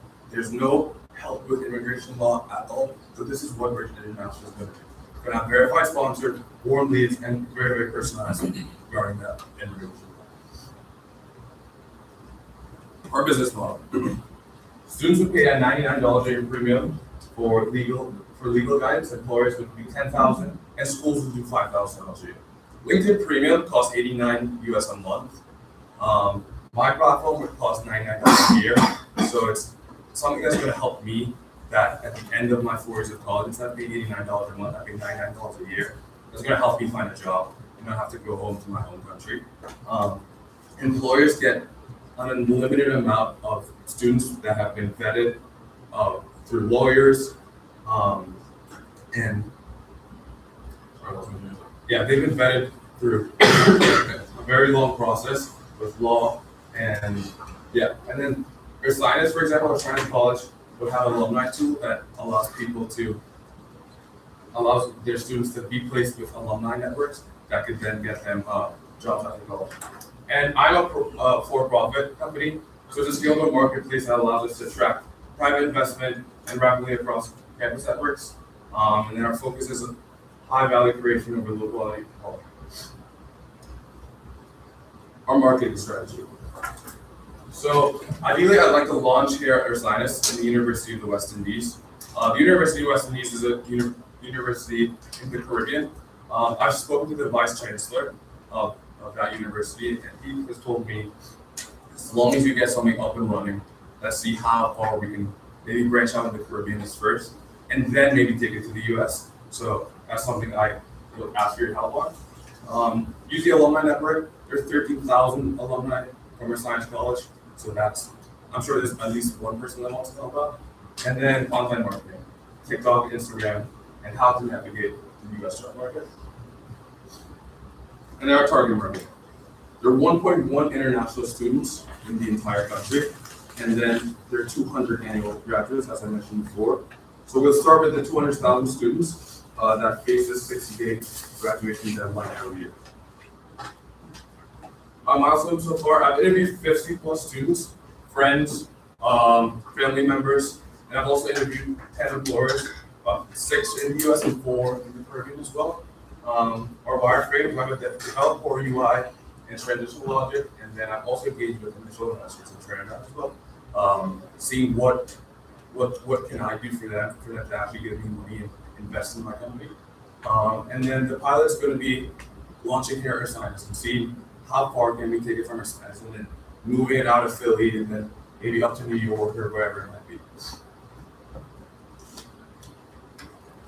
And then the path forward, the action plan. So as I mentioned before, I want to launch it here at Ursinus, finalize 5 alumni, refine the legal roadmap with Immigration Council, and then I want to expand to 3 regional colleges, whether it's someone like Haverford or Swarthmore or any one of the Centennial colleges, to be honest.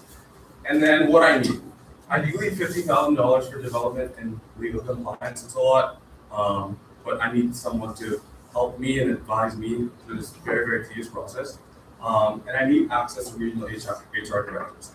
HR is who hires you, and I need HR to know that these are people that have been vetted, these are people that want to work, and these are people that really, really would do anything to stay in the U.S. after the finish.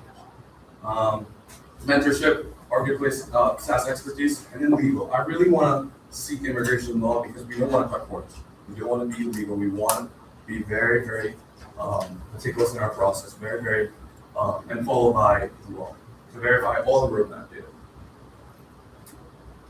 Questions? And please, let's see how we can build a bridge with us.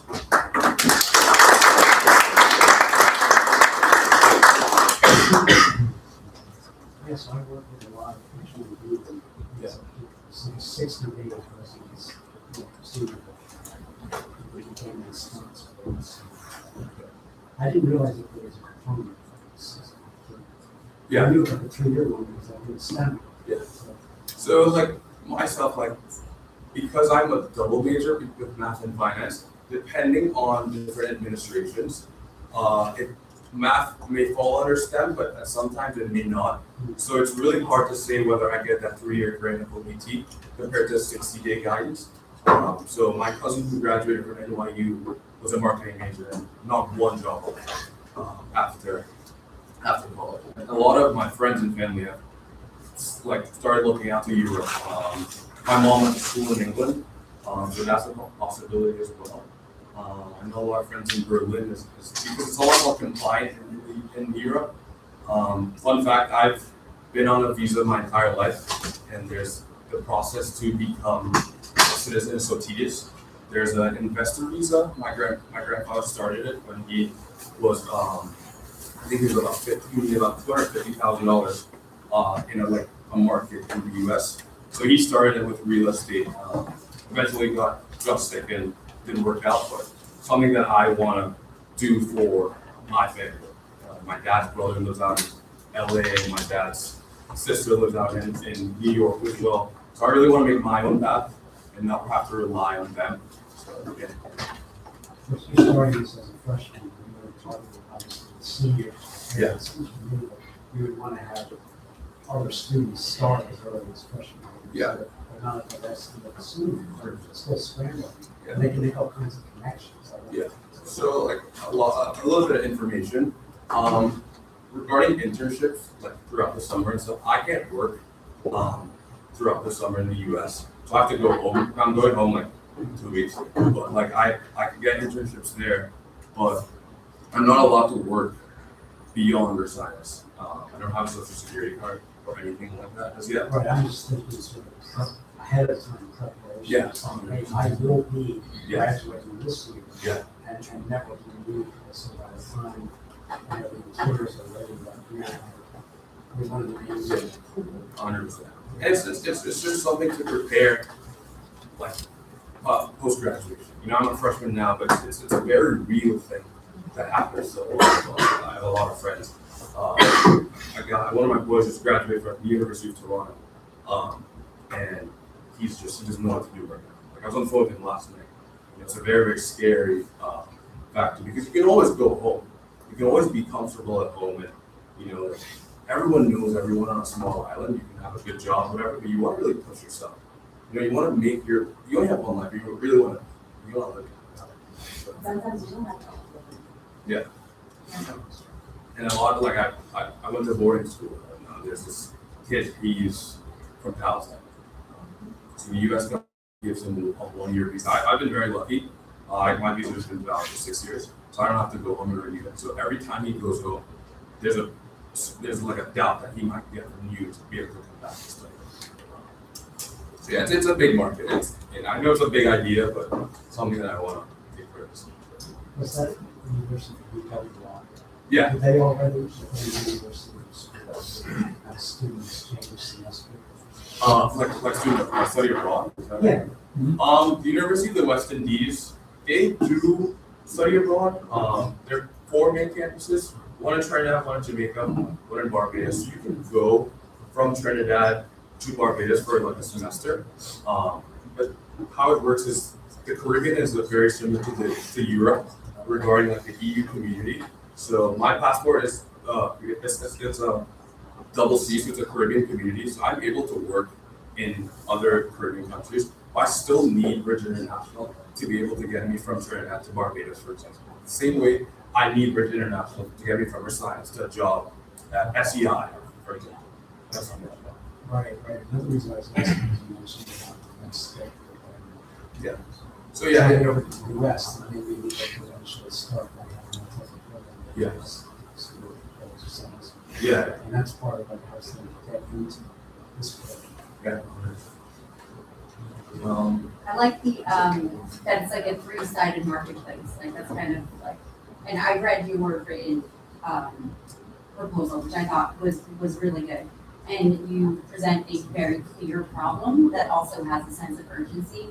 I'm sorry that you have to go through all this. No, it's fine. It's I'm sure something I wanted to but- Something like I was. Maybe for this, Yeah. because you were the person meant to build it. Yeah, there's a pride in like having autonomy and agency to, you know, at 15 years old, make a decision and tell my parents I want to go to boarding school. It's something that there've been pros and cons, have been high and low. Knock on wood, I haven't had any immigration problems or anything. But yeah, I've been on my own since I've been 15 years old. So Yeah. something that's not new to me. Well, but it's great that you want to build something to help others Yes. with this transition and, you know, to give them all the resources and things that you didn't have essentially, right? Like that's what you're creating is something you would like to have and you don't have, and you would like other people to benefit from it as well. And so I do think that, did you go in your written proposal about the revenue model? Yeah. Which essentially was like the Subscription. subscription, right? And I think that your comparison to like what LinkedIn would cost, like Yeah. I think it's a really good match in terms Yeah. of like what you're trying to charge and what it will cost for like other resources and things like that. Are we done? I don't know if that's a dinner. Rachel. Yeah, go ahead.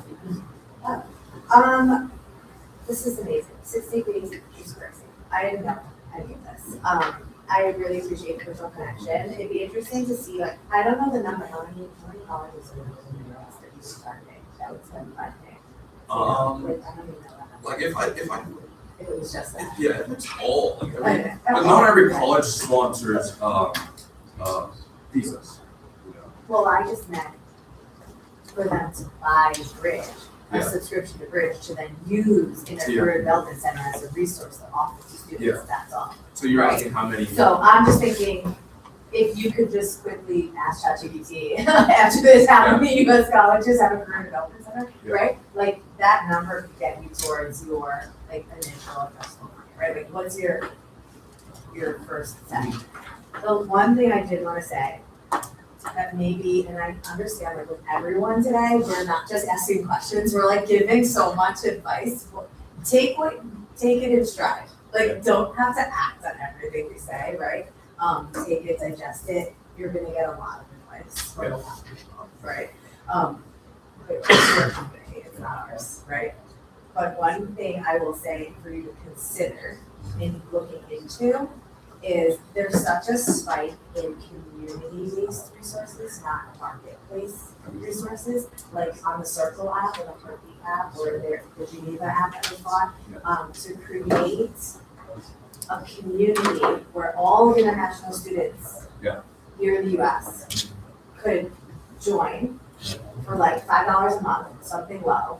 They get something, the value unlocked for them is to meet other international students in the app, right, on that platform, to share resources with. But you're the MC. Okay. It's the Bridge app, right? It's the community, it's exactly. And then what happens is you have the lawyers, you have the schools, you have them do virtual training sessions, events, that those people can just like join the webinars. Yeah.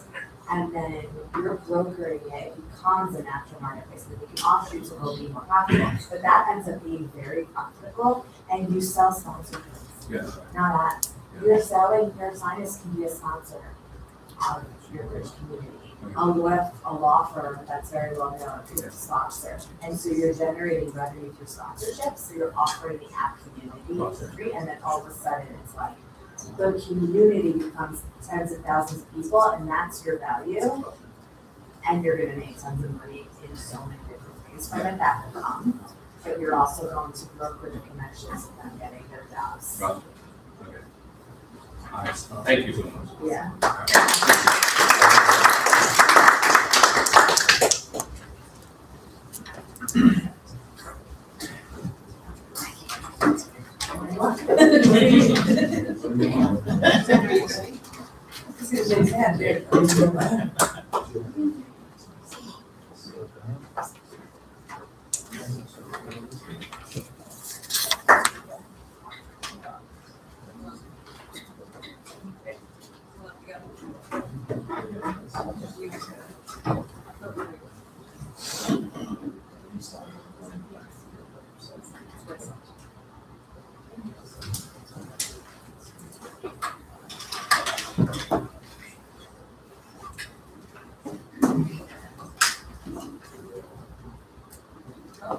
That was a pretty tough activity. Good morning, my name is Ben Facker. I'm a first semester senior here at New Science College, and this is Zero. So what Zero is it's a time control platform that helps people get up, stay focused, and break bad habits. So I want everybody to take a moment to think about your morning, or even your day in general. You wake up, you hit snooze, you reach over and grab your phone, and before you even think, you're mindlessly scrolling before you're even starting your day. So the problem isn't that people don't want to be productive, it's that your phone makes it too easy for you not to. So there's absolutely no friction. So everything is instant, and even your screen time apps or your app blockers that you set are easy to ignore, and no behavior is actually changed.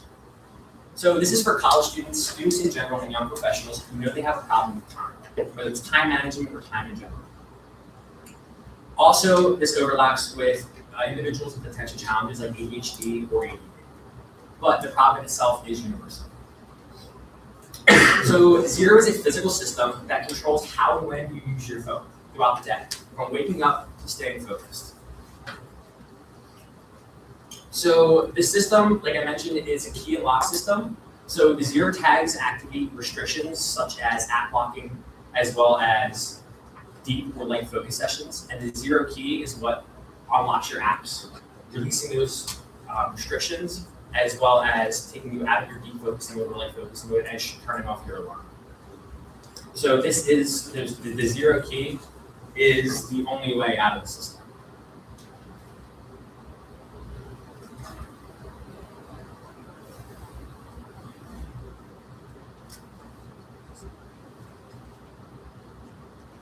So this works because it replaces physical intention, or it replaces willpower, with physical intention.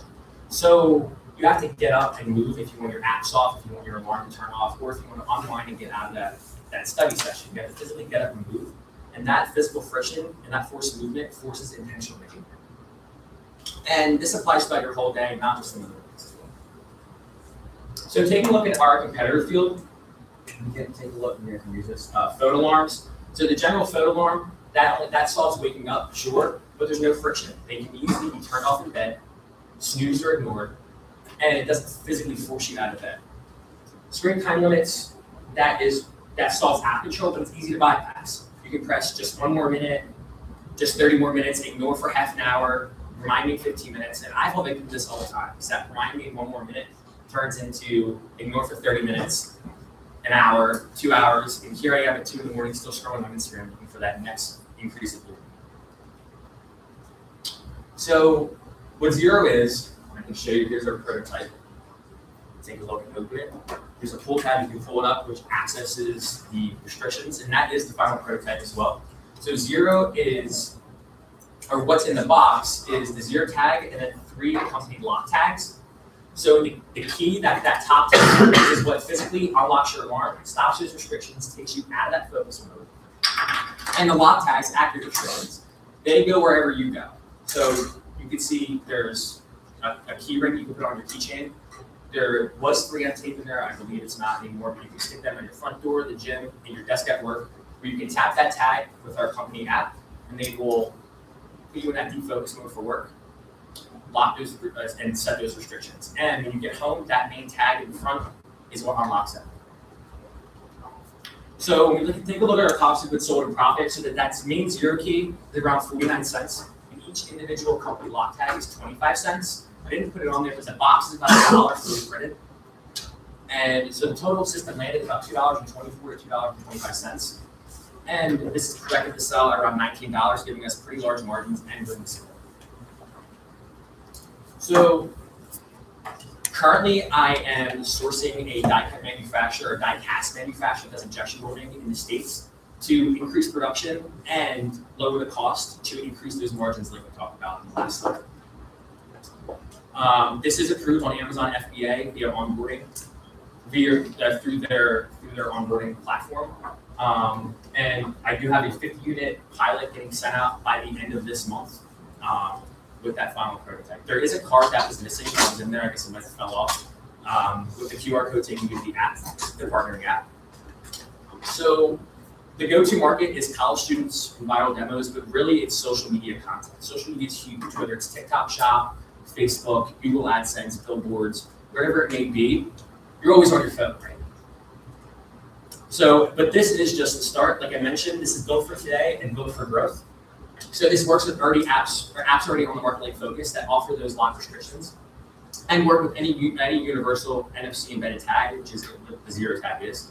I do have a Zero app in development that encompasses not only the app locking, but the alarm and the habit feature as well to get out of those unhealthy habits and start doing those. And that app is built just for Zero tags. Each tag is encrypted with Zero. So take back control of your time and don't let your phone control you. This is Zero.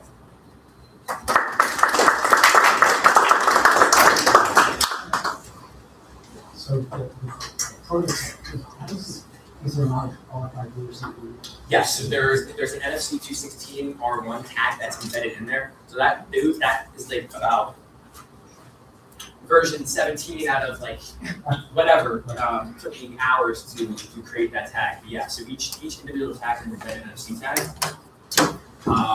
that links up with already paired apps or apps already on the market and our app for that. Right, so when you're using that to personalize how I want it. Absolutely. So you can set a profile. So I use it with Focus right now, but I was going out there and buying brick that's on the market or what was on Shark Tank that's $60 and then being only locked and restricted to their software, which then you have to pay another $60. So the app would be completely free, you're just buying the system itself. But yeah, you can go in there personally. So if you want to lock all social medias but Instagram, because you know today that X, Y, and Z is texting you about your product launch or whatever it is, you can physically go in there and set what you want to lock. You can do websites as well and certain URLs. And with the app, the app cannot be deleted. So you can't just regain access. You can't delete Instagram and download it to regain access because it's completely IP locked. And I forgot to mention within the app, there are 3 emergencies that if you need to, let's just say you forgot to unlock Instagram and somebody from daycare is watching your child and that's the only means of them to reach you, and you can't access that. You still get the notification, but you can use the emergency unlock to get to that. And they reset every 8 weeks. And the key is ultimately used to do that. The key is what unlocks. So you will leave that wherever, and you cannot unlock it without that key.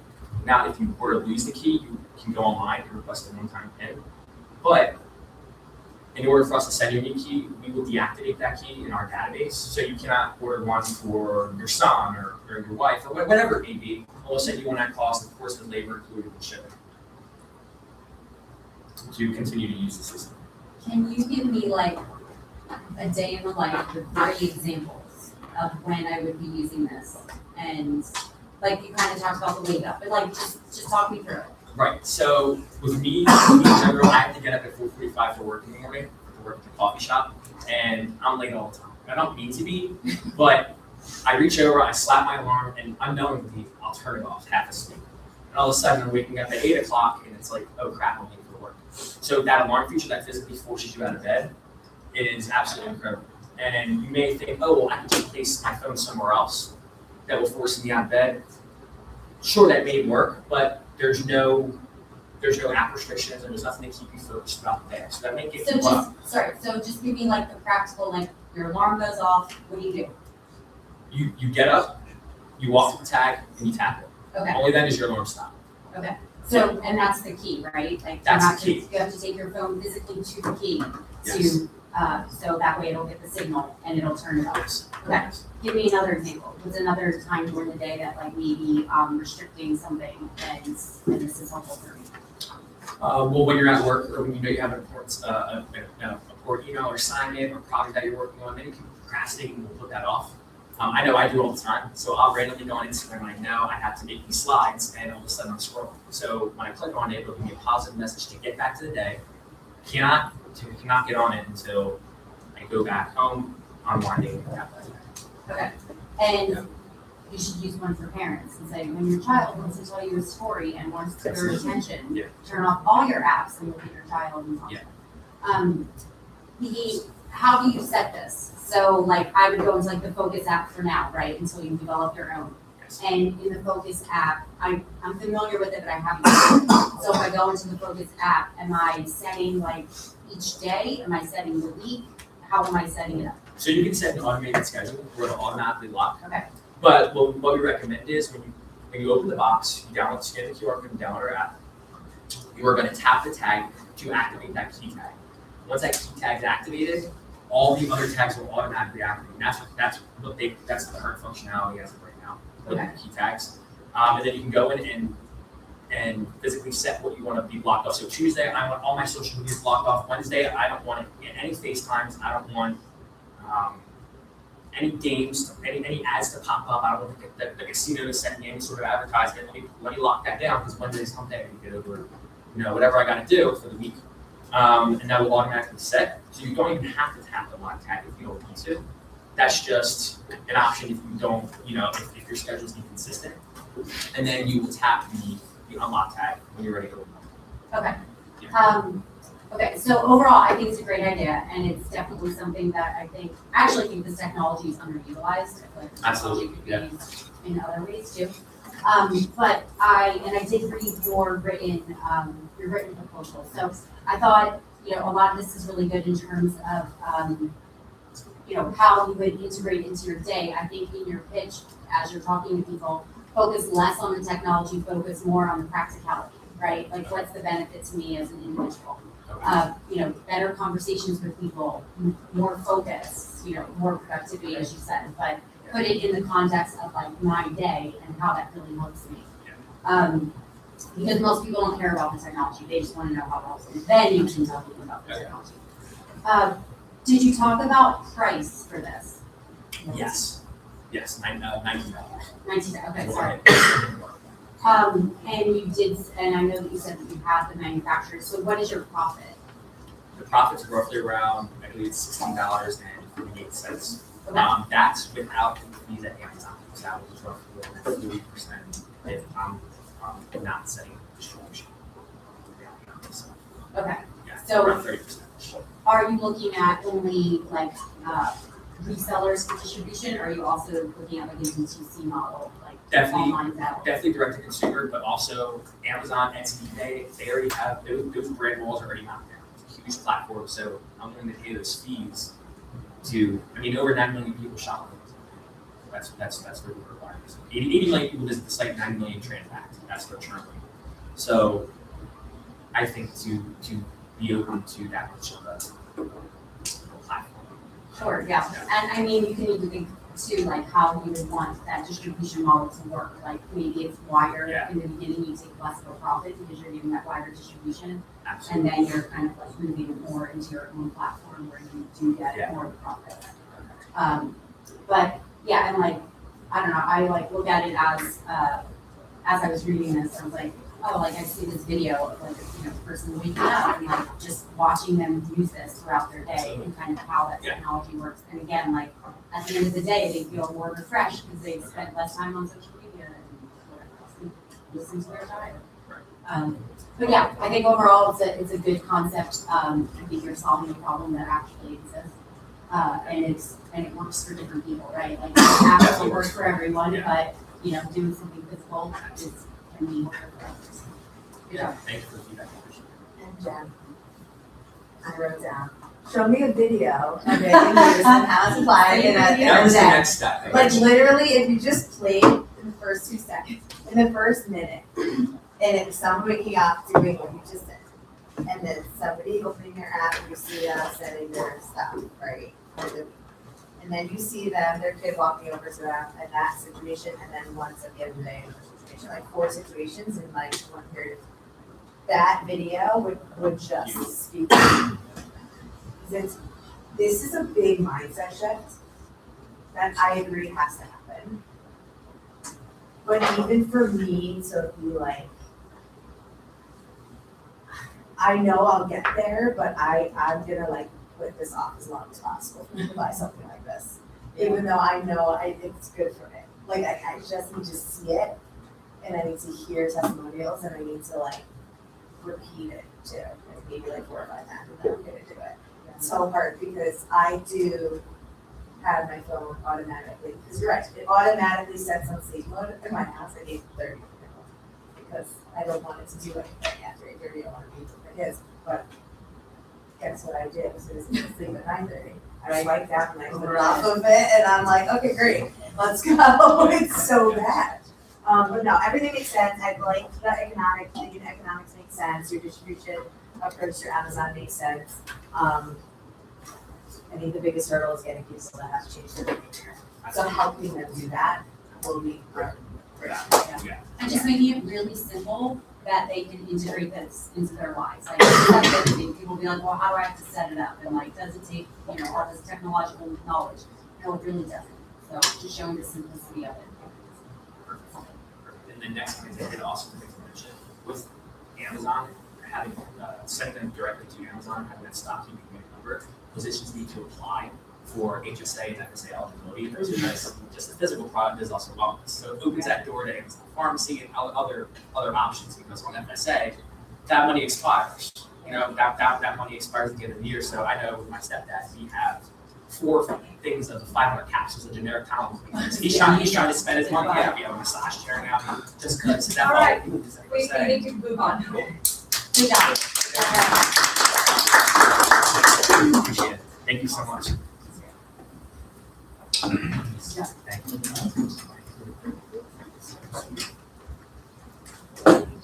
Down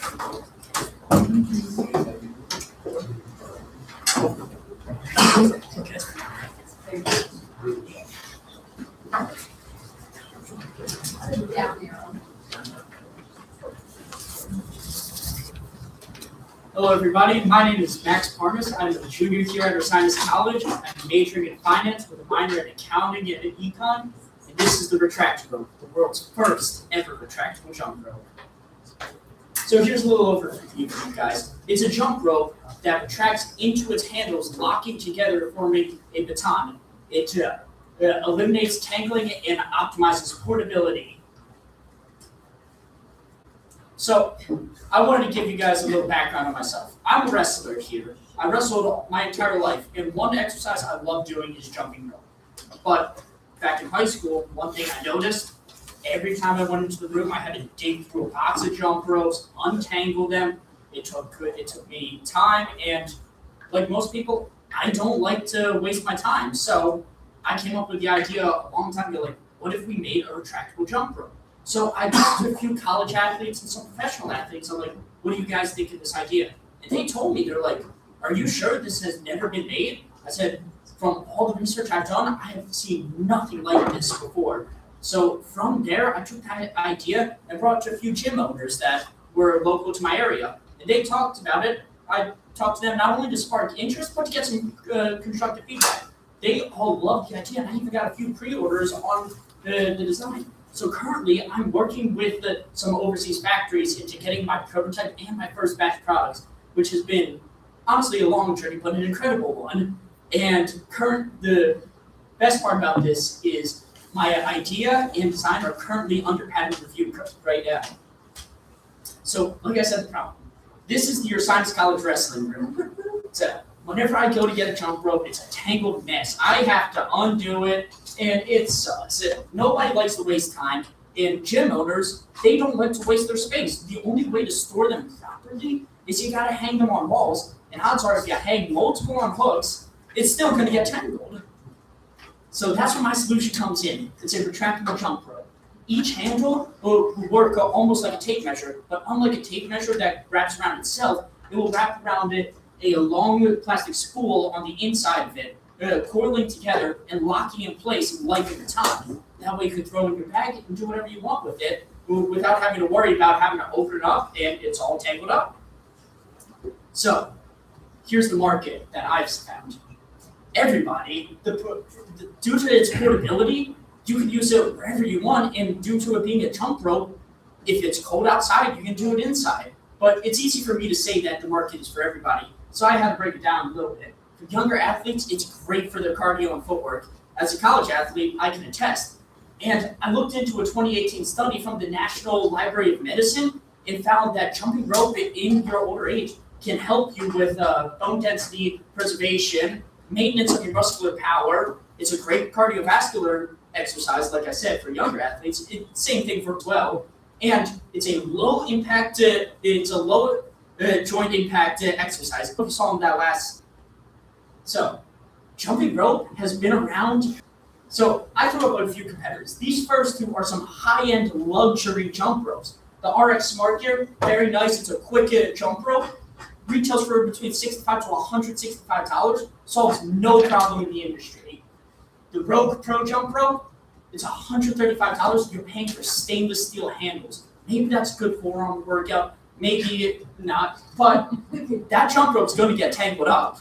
And the Elite Jump Sports Performance Rope. That is the first jump rope that pops up when you look it up on Amazon. So I wanted to throw that up there. But again, it's just rope. It's going to get tangled, and it's all right for the price, but it's not better than mine.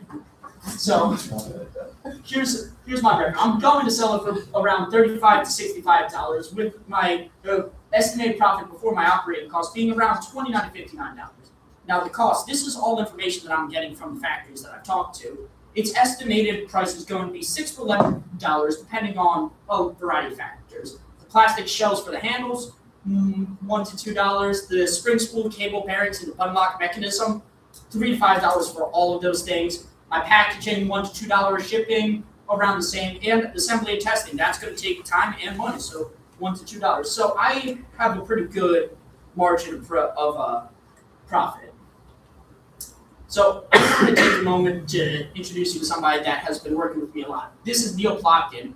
His job is to get items onto QVC. If you go in his house, so many people send him samples trying to get their products onto QVC, and he's helped me instrumentally in creating my business. He has introduced me to the Echelon Fitness research and development team. Echelon Fitness is a very well-known exercise company, best known for their stationary plates. And from working with them, they're the ones who have actually helped me get my patent under review.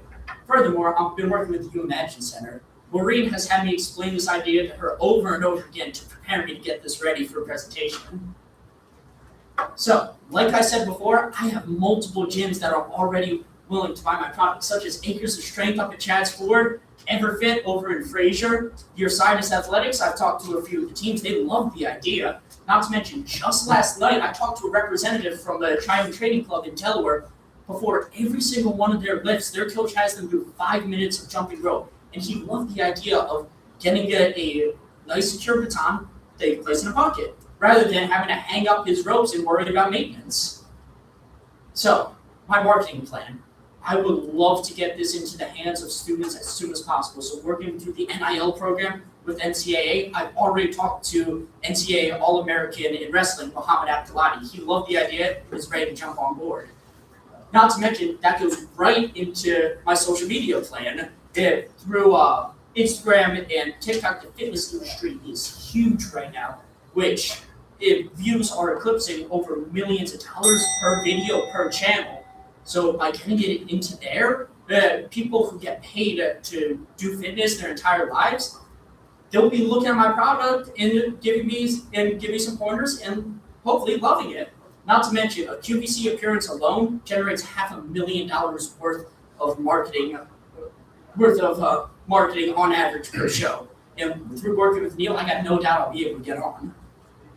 So my next steps. All the finances raised are going to go immediately into my production through the people that I've been working with, along with my marketing, and I need to get some warehouse and facility storage. That's not necessarily a right now problem because I don't have my products yet, but I want to keep that in mind for the future, put some money aside to budget for that. And I want to get my jump rope into as many people's hands as possible. So who's ready to jump into the future of fitness with me?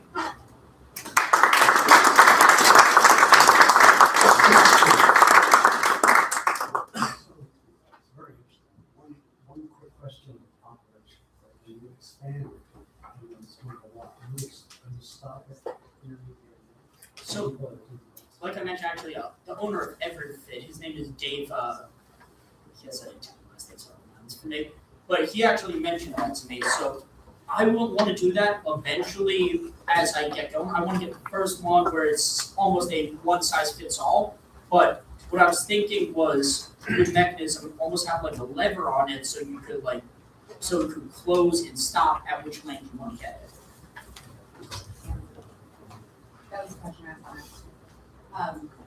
I'm your target audience. I used to own a fitness studio and I jump rope every day for about 15 minutes. So That's awesome. And I hate when my jump rope gets tangled. It's very annoying and Don't it mention happens that. It's between intervals. Sometimes I'm like, what do I even do to this thing? I'm like, You put it down and you pick it up, it has knot in and it. right, and it's in the knot. So I love the idea. I think that like the jump rope I use, I think is $25 off of Amazon. It has a counter, so I can see like how many revolutions. So that might be your next product. Yeah, I'd like to add one of those on there. Just because I like to compete with myself and see how many revolutions I can do. But I think, and I used to own a fitness studio, and that was such a pain point because we had them hanging, and we had to hang them on the wall. It was very annoying, and we still did get jumped. So yeah. You can put other stuff on that wall. So everything they said, I was like, yeah, that's absolutely it. So love this idea. I do think eventually, having the ability to adjust the length would be a really good addition to it. But most people can work with the standard rope. Love that you have the patent pending. So that's very cool that you've gotten to that point. When do you think you'll have a working prototype available? So basically, in order to get them to build a prototype, I have to secure factory space. So as soon as I can raise the funds to do that, I'll be able to build they'll take a few pictures, show me the videos. I'll have to pay for one product to be shipped to me first. I test it, I like it, I show it to people, they like it. Hopefully that brings a few more investment opportunities for me, and then that will lead to me being able to get some more. Cool. I think when you get to the phase of having workable prototypes, distributing them to the influencers, like there's some girl that I used to follow all the time on Instagram who jump ropes, like, and she does it to music, and it's very fun and exciting. I'm not that talented, but I do appreciate watching her do it. So I I have think a few influencers too that I know personally who would like to promote it. yeah, and I think that's really where you'll get a lot of traction. Like that's like an impulse buy. I'm scrolling Instagram, I see someone using this, I immediately like purchase if the price point is there. And gotcha. Yeah, or I'm not on but yes. So I do think I think it's a social media impulse buy for sure, where you're like, wow, this is really cool, I will buy it. Also, like when you were talking about QVC, I'm thinking like old school like e-commercials. Like, pull it out, like pull up the thing that they're all tangled together. So also, I love the logo. I think the logo is very cool. So so I think you did a really good job. I think it's your next step, like you said, is to get the money, to get the prototype, and then I think you'll be well on your way. But very collective. Yeah, I love it. It's like the Western is the real, like it's so smart. What's your MOQs with this handbag? That's going to be around 260 to 272 units. It depends on the price they get down to, because the initial order will be around $3,000, and if I can buy the 11, will get me down to 270. I expect. You should buy 500 and get the price down, and just get pre-orders for 500. You're gonna get pre-orders. There's a Shopify Connect that will take 50% deposit and then collect the rest in case you want the shipment goes out. It automatically manages that for you, so you can get 50% of every order cashed in when they do the pre-order, which they will do, and you'll have that money and you'll pay it. Take a 0% interest card for 12 months. I'm writing that down. But if that MOQ is that small, and it's a physical product, and you could literally do this without giving up any equity in your company, and don't fundraise at all, because those MOQs are so small, you will make enough from pre-orders to get going, and then you just, the next time, for 500, 550, 600, order 1,000. And then guess what? You put like a custom little logo and you give it to a team, or you get team orders or something at a time, and that's all you do. That's how my friend built SLB inside my events. She's about to hit like over $1 million in sales in 12 months. And she didn't raise any money, and she let her MOQs were like 50 bags at a time, and she just snowballed it. I can't do that with my products, unfortunately, but you're lucky, you can. So I would totally do that. Because you should keep as much equity as possible for this idea in particular. Getting those pre-orders, it's such a smart idea, and if you can get those gyms to bulk order or teams, you're gonna hit that number. I spend $10 a day on that every my first $10 a day for like, I don't know, 2-3 weeks. Just for lead gen. I didn't do for sales early on because I wanted to get people to sign up to my email list. So then I can use that as a traction metric to go talk to people, investors, whoever, to say, hey, I'm pre-revenue, pre-market, but I need to show you I have traction. I got 1,000 people signed up for my email list. And it was worth the investment for a few $100s for me to do it, right? Imagine you spend $10 a day on that ads to get people to buy it pre-order. Like you're literally gonna get your money back, you're getting enough to fund it, and you're back to Good job. Great job. I want one.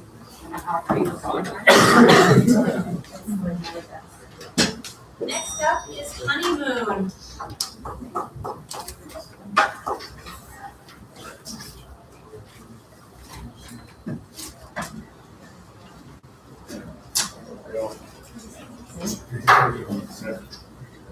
Thank you. Super excited.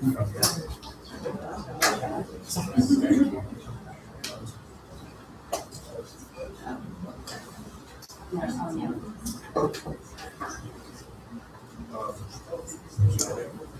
you could go for the keynote or something.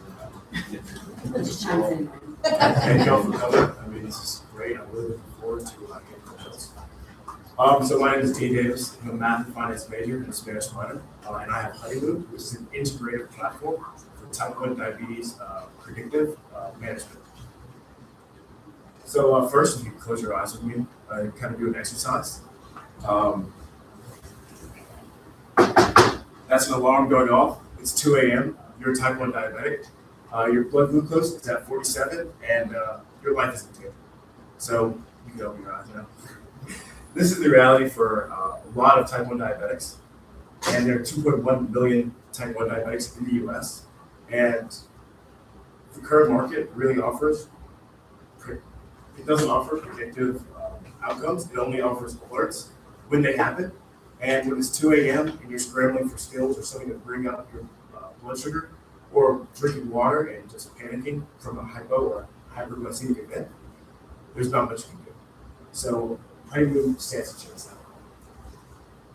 So it's an integrated platform that has a personalized predictive model in an app format that is very easy for a type 1 diabetic to use.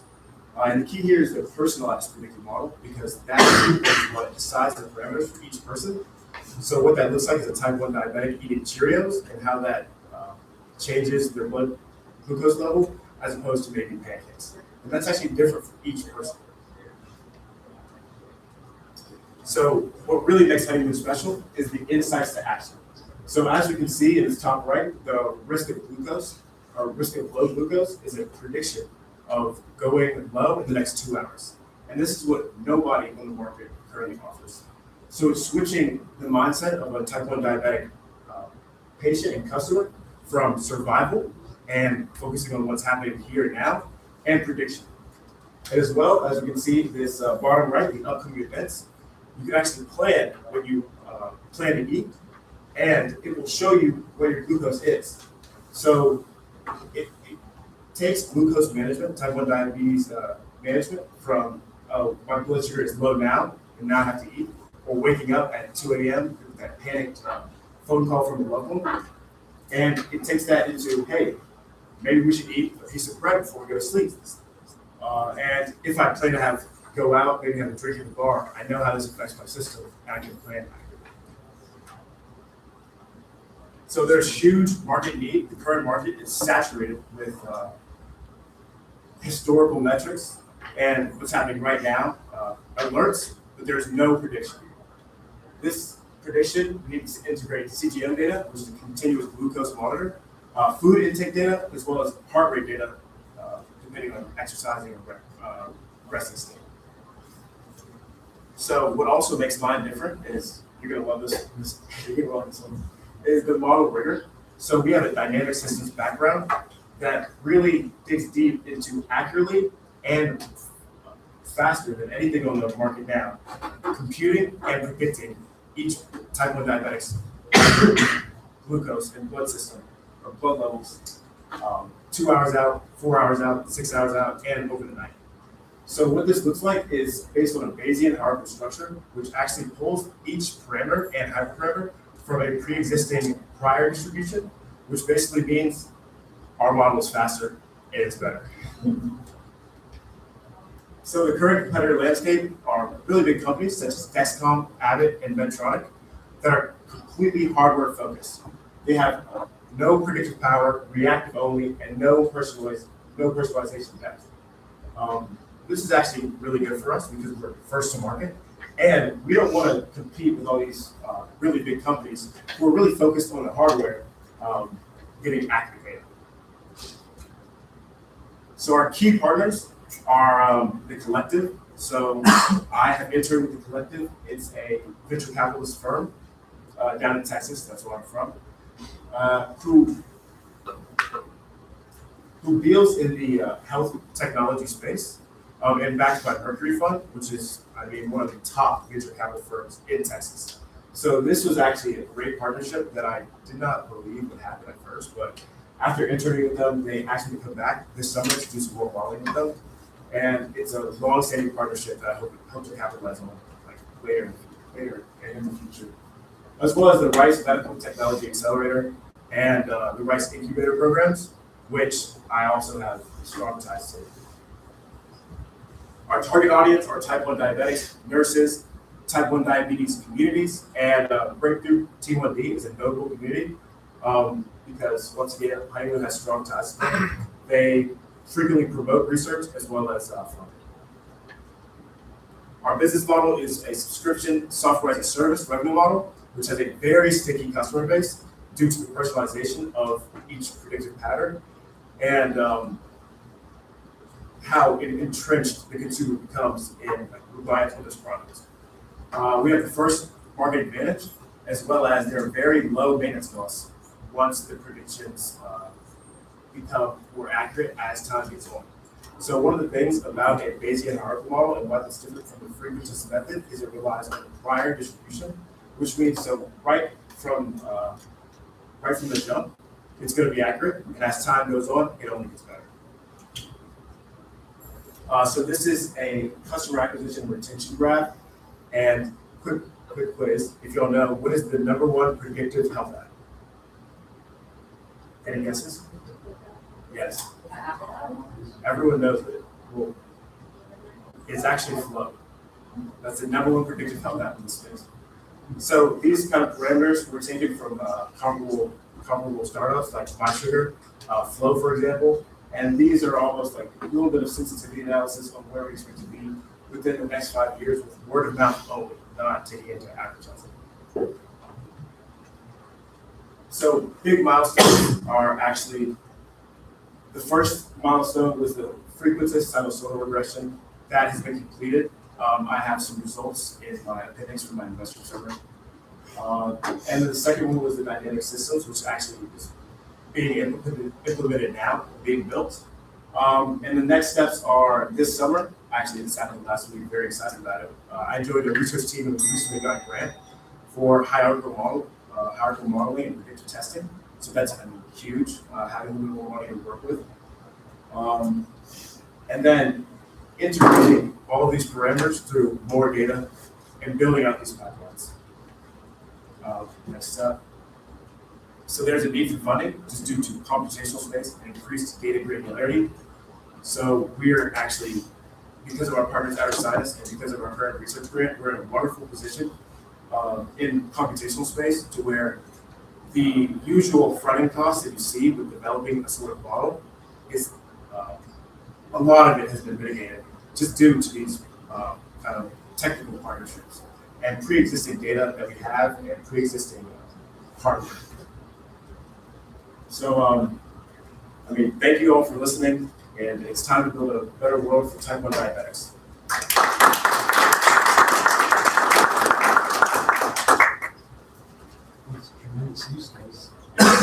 So that's really what I believe separates Honeymoon.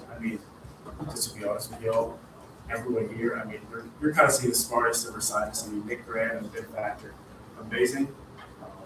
And Honeymoon really takes the social impact. You're saving lives, we're helping type 1 diabetics focus less on survival from day to day and more planning so they can actually live their lives, as well as an extremely profitable model, just with software as a service and how sticky the customer base is, with, I guess, my personal passion for those projects and the pre-existing connections that I'm on. And since you're interning with the venture, they are aware, you told them about this already? Oh, yes, sir. Yes, sir. So they're really excited, especially Mr. Duval. They have certain specifications, obviously, for what they want to do revenue-wise. I have more revenue projections in the appendix of my investor summary. But they're really excited about what this is doing. It's the total accessible market for this is only growing as type 1 diabetics worldwide are being more diagnosed. And that's a $38 billion market just off of CTM data. Yeah, if you execute a term sheet, you prepare for an accelerated roller coaster. Awesome. Yeah, so I think, you know, how venture firms and private equity firms, every time you sell, they already have things. So it's usually like 3 to 5 of the things that happen. And that could be a variety of things. One of them is Like one of the other presentations I thought that too, in acquisition, you mentioned that tribe areas and how and so forth, it gets to the point where anyone we would want, it starts on this, that differentiates from the other two. I'm really glad you said that. I also did an internship at Five Seraphim, which is a huge company out of Texas, a firm out of Texas. And all of that time with venture capital firms and portfolio investment really had me thinking about acquisition. And Honeymoon is prime for acquisition. I mean, no one on the market has this data. And the first one, Dexcom, is, I mean, a huge potential, like, I guess, buyer. But they already have so much computational space. They have the data, they have the hardware, and this is everything that I'm missing. This is a new, innovative, fresh piece of technology that's, whoever gets their hands on this first, what I'm building, I mean, it means so much revenue for them. Yeah. That's exactly what I was thinking the whole time. So I was like, this is something that could be acquired that could really help one of those other companies and you kind of like up the industry. I read your written proposal, which was very sophisticated in a good way. Luckily, I worked with a mixed media modeling company, so I understood some of the phrases that you had in there, or else I would have had no idea what you were talking about. Nothing to do with you, nothing to do with me. But I thought that it was very detailed, makes a lot of sense, super intelligent. From the financial perspective, I don't know that I got all the, I think you did talk a little bit about pricing and the go-to-market assumptions, but maybe it wasn't fully built out. I'm just trying to recall because that was in my notes. So maybe that's something to explore when you get there, but I feel like you're absolutely on the right pathway. You did talk about your specific connection though to this cause. Is there a reason that, what prompted you to explore that? So I would love to talk about both of those. As far as revenue and costs go, there are so many different things that you can do with Honeymoon. First being ad revenue, that's what I really want to prioritize because I want Honeymoon, honestly, I want it to be free, especially the basic package. I want there to be tiers associated with it that cost maybe $1 or $1.99 a month. That's to stay true to our values. And of course, those come from somewhere.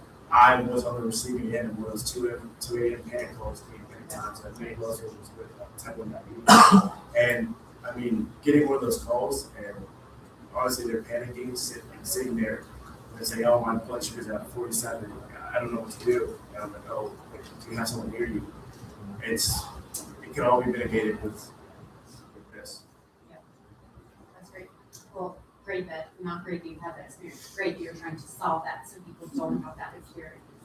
And I've often wondered why we don't have more predictive type analytics with all the biometric data that we're sharing with, I don't know, anyone in the world through all of our devices and everything.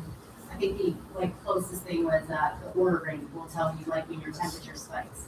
So one time it told me that I was getting sick and I had no idea what it was. And I was like, wow, that's really helpful. It'd be good to know some of the other things that are a little more life-threatening as opposed to just getting. So This is a great time for Honeymoon. Open source data is just now coming out. I mean, there was one with the true granularity needed to, assess the parameters on this level because you do need heart rate. If you're exercising, your blood sugar levels respond differently, as well as how you're taking all of that. If you're differently than if you're sleeping, and this kind of granularity is almost necessary. And these are just starting to come up now, especially open source. There is one question, sorry, that I did have too, which was, is it reliant on individuals entering their meals? Is that, I know that comes into play. So would I have to type in what I'm eating throughout the day? Yes. So that is really what makes the Bayesian model special, because we can rely on prior distribution. It's the likelihood times the prior divided by the marginal, which kind of influences these decisions, meaning we already have information. So in order to get the best prediction for you, yes, you have to. But if you don't, you can still predict something. And it's still going to be accurate because of the prior. That's what really differentiates the frequencies approach with the no pooling method or complete pooling method from our Bayesian approach. And that would be the best case scenario. Someone entering, because machine learning, especially, Bayesian framework does a really good job working with insufficient data. But if it has sufficient data, it does even better. Okay. Yeah, and maybe there's a way that where, I think there's an app that you can like take a picture of your food and it automatically figures it out. So Yeah. MyFitnessPal That is would one of be those better. enablers. There's also there's so many apps that do that. There's a huge, I guess, opportunity for Honeymoon to acquire some of those smaller apps because taking a picture and having AI recognize it and even a tag, we're partnering with MyFitnessPal for some of these people that already do that. I think it's going to be a wonderful opportunity for them as well as us. Great job. I literally had licensing to go up. Oh, yeah. That's what I wrote down. Yeah, So right here. Descom recently partnered. That's why they're one of. Oh, I was they're, like, you didn't talk to them, do it. And then also like if who you're targeting, I was thinking about that too, like entering streaming, like these people are probably doing that for other apps anyway, right? The ones that you're targeting that have this need, they're probably entering their food into other apps already. So like why isn't there like a wrapper that on their phone it's like an app that you can literally like select all the things you're using. Like I'm using Honeymoon, I'm using MyPal, I'm using this, whatever. And then it's a one-stop shop to enter their food and then it like gets sent out to all the apps they're using to do all that health stuff. So you just have to enter it once and then it's like push back. You know, like a portal or something. I don't know. Why wouldn't they do that? Because these people are clearly entering their food for other things, right? Yeah. If they're even wanting something predictive to get ahead of this, right? It's not everyone's gonna do this, plus people, not all type of data like are tech friendly or like even, they're like super easy for users. So something I was thinking that while you were talking. But I love the way you're going after being like, oh yeah, it's something we can acquire, so they'll have that capability to do. The other question about like your partnership or your internship or your relationships with these VC firms, like yeah, like did you know, when I worked at Accenture, you signed something that says if you come up with the product, like Accenture owns it for a certain period of time. Like it's pretty crazy. Like it can be anything. And so just making sure that when you sign employment agreements, it doesn't become. Don't let them take your ideas. Exactly. Keep your IP. Yeah. So that's a great point. So that also kind of flows in, especially with the different apps and partnerships, it flows in our API. There's a really good database because with an IMA pipeline, you have to, predictions almost go like stale the moment they hit because they're training the whole data, if you really think about it, because that data is constantly, it's a continuous stream. So the different type of pipelines that you need to maintain, especially data-wise, in order to keep these predictions fresh, is you need an API. You need something that's constantly giving you that information. Yeah. And like those partnerships would be key. Yeah. Even just taking the API and utilizing it in the database. Yeah, my last 5 years was that I brought in AI machine learning to market, so pharmaceutical marketing teams. So we did it, I brought it in 2021, so pre-ChatGPT, it was really difficult to have those conversations and explain to people what AI was and like what is happening. And then a year in, ChatGPT comes and they're like, well, how do I prompt your tool? And I'm like, no, it's a machine learning neural network. It's not, you're not engaging with it, it's doing things for as a team member, right? But I understand that was very important for us to have an API connection to their data, so it's always so this is great. Good job. One other thing that I would want to kind of differentiate is not just to be a black box. I mean, just the mathematical rigor of it all. I mean, I really want to, I've been working on this for years, so I really want to understand parameterize everything that's working like differently so that we can, whenever we validate this model, it's not just a neural network, it's not just an SVM giving outputs based on like the previous data. I want it to be, I mean, it's kind of the difference between like vibe coding and whatnot. Is this is going to be completely new, fresh, innovative, and an approach that kind of a conglomeration of like differential systems, dynamic systems with machine learning and the Bayesian model that hasn't been done before. So it's a completely new, just making sure to get the rigor of it all so it stands up to like more user acquisition. And you're gonna have to make that in a consumer digestible, genuine, true, right? And like, you're also gonna have to look and think about yourself and your role in the company you're not always gonna be the one building at a certain point, right? You're gonna bring on engineers to execute your vision, or do you wanna be involved in products, if you wanna hire a CEO. So like, at some point in time, it's like comes to a head with these types of businesses with your type of background. That you're an engineer, like you're a technician, you're a mathematician, like you get it, and I watched the CEO and founder of that AI company I was at, after 5 years come to a head with him being like too in the products and not willing to listen to his customers and the needs of the market and the opportunities of partnerships. So like, you clearly have both, which I commend, but at a certain point, I'd even assume that this VC would say to you, like, okay, you're gonna let go of the product. Or it's too choice. That's what I'm really starting to understand now. It's just, I've been doing this myself for a while, and with these partnerships, especially with the brand or Sinus, and just talking to Mr. Ashley, like partnerships have really come into play, and different people that I will need on to execute this vision. Because I mean, at the end of the day, it's not just for me, even though this is my child.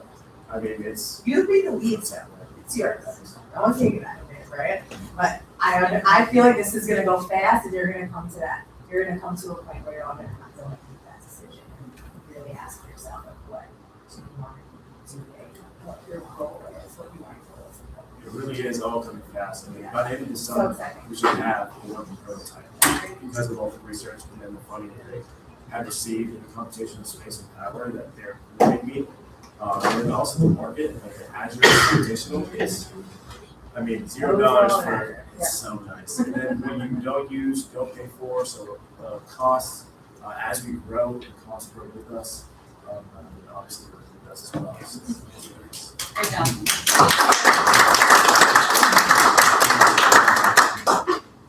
All right, our final pitch today is Cantivities.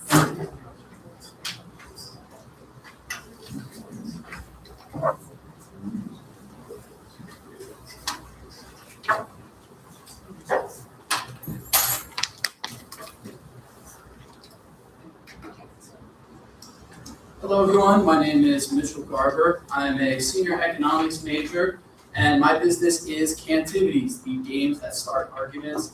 So if you were here last year, you might be familiar with my product. What it is it's a koozie with interchangeable games on it. So my old product here used a magnet system, but as a whole, Cantivities is the first game that lives on your drink, works in real time, and is just built for casual social outings.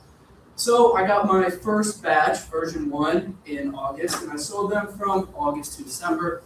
And while I could talk about that for a very long time, I'll sum up the shortcomings of my product in a couple statements. So first would be the design and the coloring of my product. It didn't really catch the attention. It wasn't, a super smooth gameplay experience either, as well as it being very expensive, the magnets.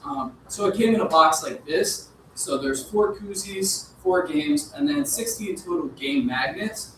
So each game is 4 game magnets, and that would cost me $20. I'd be selling for $30. And if you're looking at my competitors, on the TikTok shop, just card games in general, they're pretty cheap, $5 or $10 at this point. So during the new year, I made a pivot. So I'm moving more towards Velcro because that would give me significantly lower cost. I also changed my games, as I mentioned, there's not a whole lot of replayable value to my original games. There's only 4 prompts on here, times that by 4, that's 16. You're not getting a whole lot for $30, so I really focused on making open-ended games, and I kind of put a new twist on it. I'm focusing more on the sports market, so that's kind of summarized in this slide as well.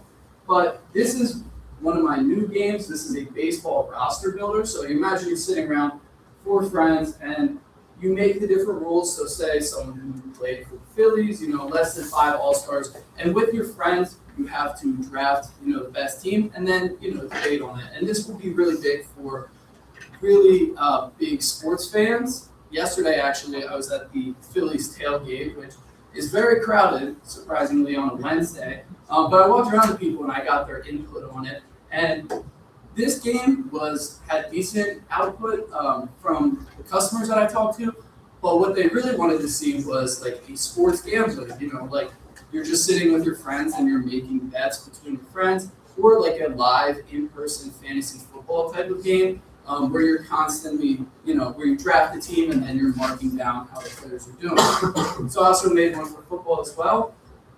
And this is the broader sense of my game. So these two are universal templates, building a bracket, as well as the tier list, which is, a viral tier list format that you can find online if you just search up tier list. But this is not obviously just sports. You can do it about breakfast food. You can do it about politicians. The way that this game works, I should explain actually, is that there are little whiteboard pens that you use to write on the magnet itself. It's like a vinyl type material. And so you'd be able to fill it in, with your whiteboard pen. Talking about some of the things that I've done to try and branch my brand out. So this is an AI-powered game creator. It's obviously still a prototype, but in this example, the customer is going through and they are filling out, this form. This might be the future of gaming itself. You're completely customizing the game and it'll give you a template. So this one is for a Harry Potter trivia game. You could also do it for, any type of game, maybe a Most Likely To. You're filling in, your personalized prompts per se, your inside jokes with your friend groups. So then an example would be this. Obviously, it's still in its prototype, but theoretically, you scan the QR code, it gives you all of the answers, and it just instantly will give you a game like this. This would then be printed, sold for very cheap. The price of a vinyl with a little bit of Velcro would be, less than 20 cents even. So. Oh, wait, that goes on the koozie. Yeah, that goes on the koozie, yeah. So then talking a little bit about the feedback. So the write-in mechanic worked very well my first time around. People liked writing down, maybe their own prompts or the answers to, specific games for trivia. I did test my new set of games with an audience. As I mentioned previously, I had very universal templates, with like a bracket as well as the tier list. And they said that they had a lot of fun, and I got significantly better feedback. You could really play about any topic. The koozie concept also remains my unique differentiator in the market. And I also, I sent out a bunch of my product to creators to try and get them to do videos, 30 or 40 or so. And I ended up getting very lackluster content. People, they're not actually playing the game, they're just talking about it. So I took it upon myself and I went to Twitter and I got, an AI social media bot. So I've seen significant social media growth over the past month that I've started implementing this. And the things that didn't work, I've already kind of talked about it. The magnets, although it does work here, it didn't work super great the first time around. The color quality and the price kind of led to my shortcomings in version 1. But my target audience, so my primary target audience would be sports fans, of all ages really, but focusing on a younger target market, people who are casually watching a football game. They have, red zone on in the afternoon and they might be having a beer or two. So they're just playing, trivia. That kind of leads me to my second target audience as well. You're thinking about, a frat house, you got nothing to do on a Saturday afternoon, so you just decide to debate about pointless stuff. So a little bit about my competitors. There are card games, What Do You Mean, and also Drunk Jenga, but these are very structured games. They're tabletop games, and so if you're playing this game, you're really sitting down and playing it. Whereas I envision a game where you're just kind of casually playing it, maybe in between commercial breaks, you're taking a look at it instead of going onto your phone. There's also trivia apps such as Kahoot or Jackbox. But obviously, if you're watching a game on TV or you're out at a tailgate, that's not necessarily, something that would be super applicable. Lastly, I have the promotional koozies, which obviously I'm different than because I have a game on my koozies. So my marketing, people are already playing these games right now on social media, especially, the tier list or the bracket. There's already people who are using those templates in videos. So I'm just giving them a product to promote and sell in those videos. Also, I think this would do extremely well in, an alcohol store. you're going Sunday to go get beers for the game, and you see this, right at the front in a nice display, I think that would be an impulse purchase. So my next steps, I would like to get a preliminary patent and then go to try and get a partnership or a licensing deal with a large company. The one that I focused on was the Koozie Group because obviously my product is a koozie. But also I would look towards game companies as well, as they would probably have a better idea of what would work in this format. But that's Cantivities.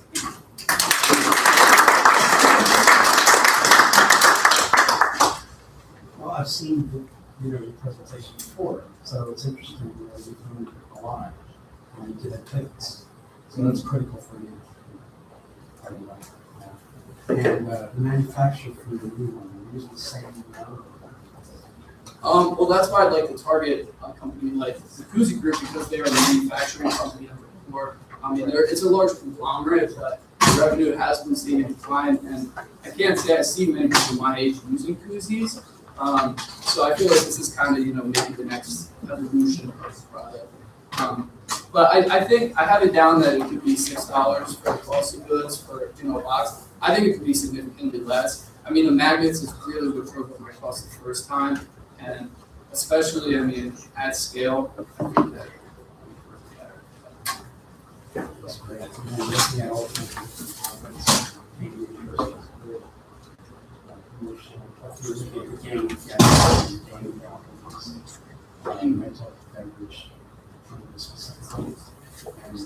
distributors like Pennsylvania,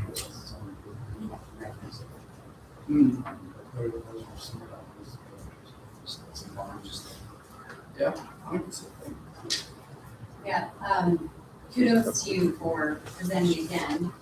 Always appreciate that, and for taking the learnings, like creating that prototype. That's always the hardest part, is like getting that first prototype.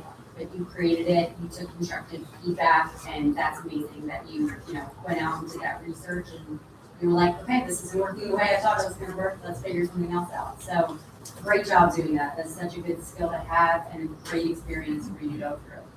I think it's I had a question. Where do you put the pen? The pen? Well, you hold it in your other hand. There's a handle in here, so kind of vision if you're left. Okay. So I would think about a way to maybe have it attached or something along those lines. And I only say that because I always put myself in the situation of like, how would I use this product? And I know that I would use it, and I'd be like, where did I put that pen? And I would be so confused where it went. So just thinking like maybe there's a way to like attach it or something along those lines. And do all the games require a write-on, or are some of them not a write-on? The new ones do all require the marker pen, just so that it's more replayable. Because when I put solidified prompts on here, you play once and you get the idea. Yeah. But I like the idea of making it more like generic, where you have like the baseball diamond and you fill it in with the different players, and like there's obviously layers to that. Like you could be like, you can only use players who are not currently on teams or something like that.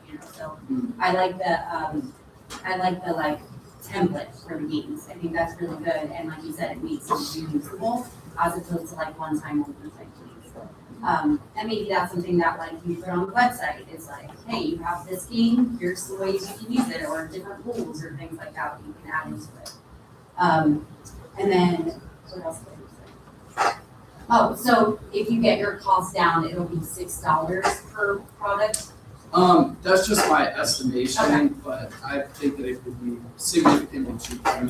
It's not overly expensive to produce this already, so Are you looking to drop the retail price, right? probably, yeah. Okay, $13 is $13.99 is still pretty that's very expensive for a game, but I think the novelty aspect helps it a lot in that regard as well. Yeah. And I think as you go too, like maybe there's branding opportunities, or like, if it is, MLB licensing deals are very expensive, but like maybe it's like a minor league team or something where they have a giveaway and it's like part of that or something like home branding or something like that. Also like your logo. Thank you. Good job. You are an entrepreneur at heart. Like you're an inventor. Like I watched you, I listened, I'm like, this person's an inventor. Like you're just going to continue inventing things all the time. And basically through talking to people, I think that's such a skill that's not always there. Like, generation don't talk to strangers. Face to face and ask questions and like pick up a phone and like order Chinese food from a person. Like I can't deal with that. And you clearly have that. And I think that's your differentiator and like why you're gonna succeed. And secondly, not taking feedback personally. I wasn't here last year. I don't know the criticism or constructiveness, but even just doing your research and talking to people and not being afraid to hear that's a bad idea. I'm not gonna play that game. Yeah. Okay, great. Like you see that as an opportunity, you're gonna take it personally. I think that's gonna make you successful in whatever you do. With the idea, it was a little confusing. I read it first. Yeah. This definitely clarified it, but you heard me ask it. I shouldn't have done it in the presentation, but my aha moment happened at that point in time. Well, after all of the reading I did and listening to half, I finally clicked that Cantivities isn't a game, it's the mechanism. You buy one koozie and then you keep buying Cantivities games, right? Yes, to go yes. on it. And that business model is great because it's recurring revenue. You did these. I'm almost wondering at first, I thought, okay, so number one, I got it. That's great. Love that model. Keep them coming back. You don't buy one game, you're done. You actually have the LTV, the lifetime value of the customer is crazy long, right? Yeah. And then engaging them to create their own games to then put on the device is also really creative. And love that too. I think that's the stickiness and the loyalty. That's how they're going to stay with you. That point's out. My other point is roommate, tourist tumbler, Yeti. Why does it have to be your koozie? Maybe it's something that they can buy a Cantivities game to use with their roommate, with their Yeti, with their tumbler turbans, or whatever it is. Maybe I know the magnets didn't work, but like maybe there's a way that it can work to be put onto those things, because you said not a lot of people use koozies anymore. They're using roommates as a koozie, right? Yeah. And so either just keep that, I don't know, there's something there. Yeah. Like you don't have to buy our Cantivities mechanism to play our games. You can use it with your current I understand what you're things, saying. right? And Yeah, then, use like a more universal format almost. yeah, I mean, the Cantivities at its core, like it started as stickers. It's stickers, there's so much space on a can. Why are we just using it for one big boring logo? You know what I mean? Rather than, having something interesting on your drink. which is interesting on your drink. Doesn't have to be on your koozie. Yeah. So it could be on anything you're using to hold your drink with. Or just writing it. Right? And you're still selling your Cantivities. It's still on your drink Cantivities. I don't know if that's like a drink. It could be water. I can be putting my, iced tea, my can of Lipton iced tea in my drink, right? Like I don't drink. It could be my mocktail cans. It could be anything. And so I don't know, just thinking something there. And then lastly, when you were saying MLB got me thinking, like having this as scavenger hunts. So something we do in my husband's company is making scavenger hunts at minor league ballparks. So that you get your kids and you do an activity when you're there. Sometimes they get bored and can't So like before you go, he makes scavenger hunts. So it's like, can you spot the tiny door at the Reading Field Stadium? Let's go find it. That's where they sell their merch, is the tiny kids door they have there. Or there's little historical plaques you can go find. And so making that Cantivities scavenger hunt on their cups, games is like really kind of a fun thing too. And have it be at different moments. So That's a good idea. that's it. But you're awesome. This is so creative. Very creative. Thank you. So we have luncheon outside, so if you are a presenter or a spectator, you grab your lunch, come back in here. If you are a judge, you will be in next door in 115, or your box lunches are already there, because you'll be going and deliberating on who's getting the prizes. And then we will in about 15 minutes or so, we will have our guest speaker come and speak. All right, so grab food and enjoy.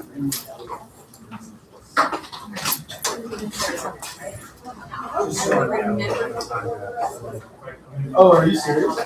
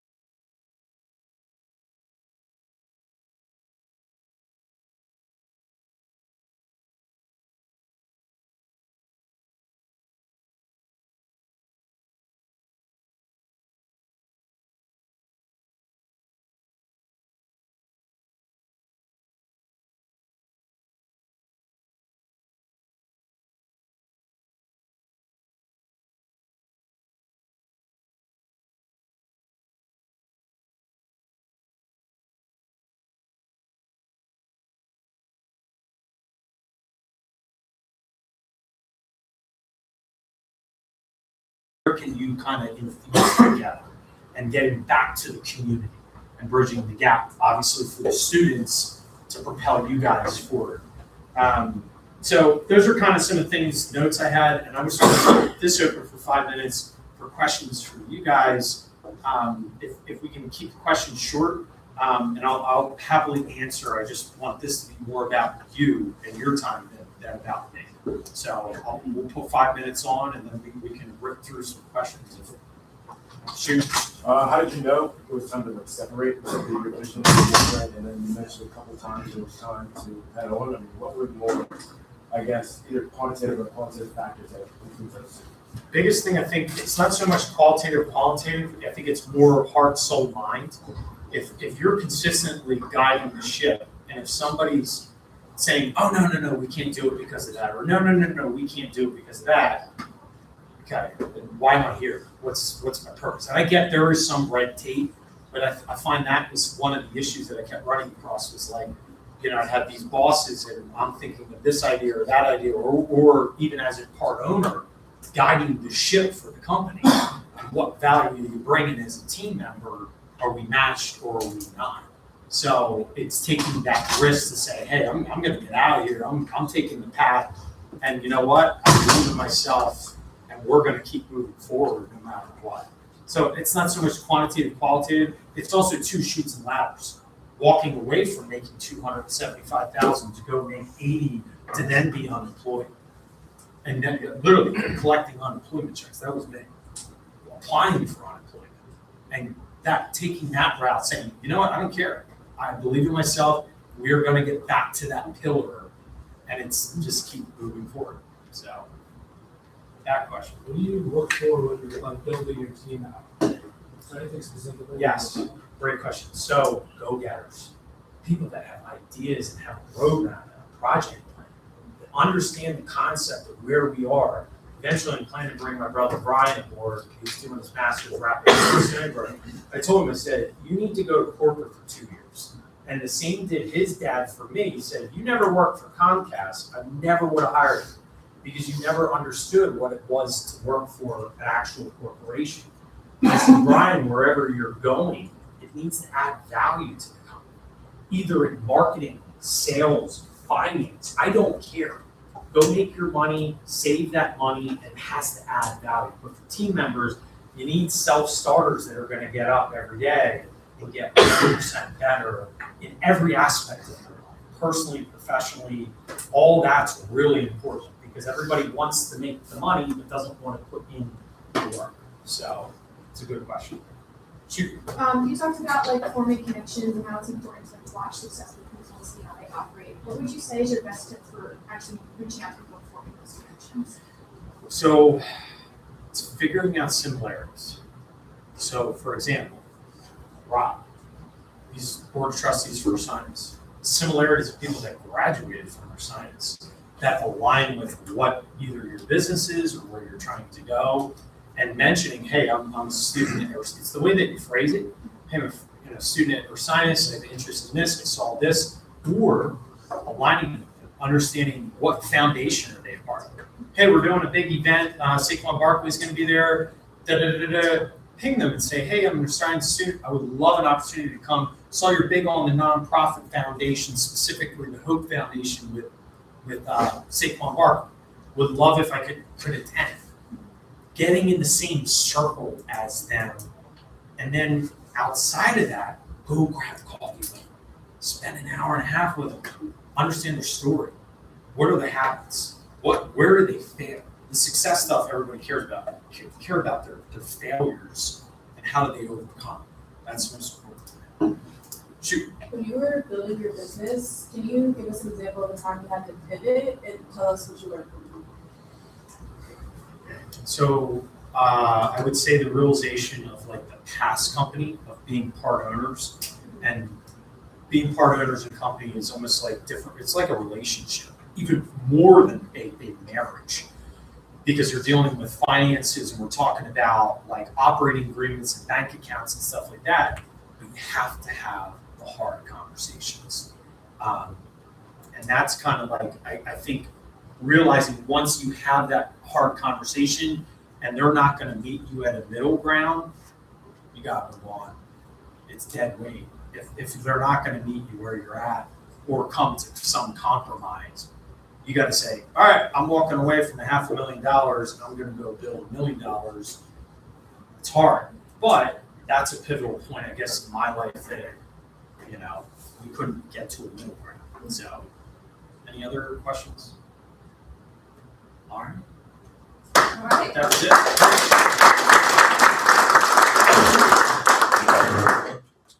You guys hang tight. We'll see where we're at the judges. Are they ready?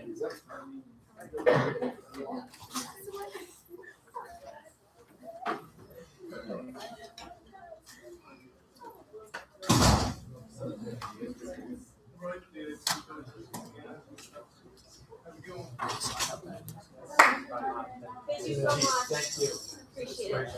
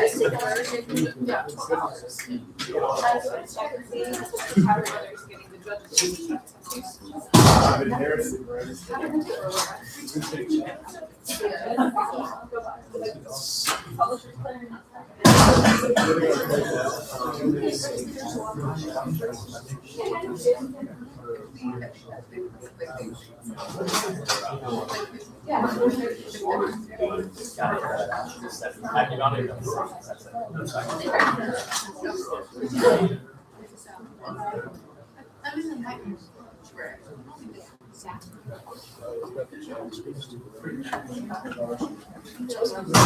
You're welcome. So many. The head of the USA Field Volunteer Association.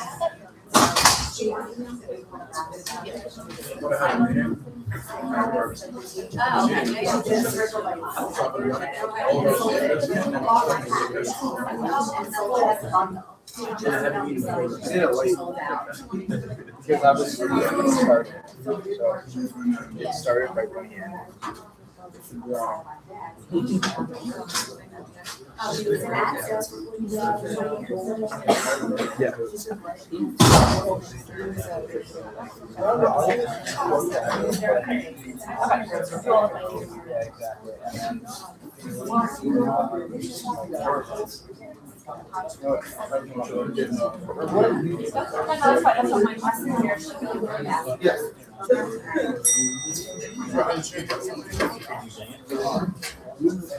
So this brings us to the final part of our fair innovation competition.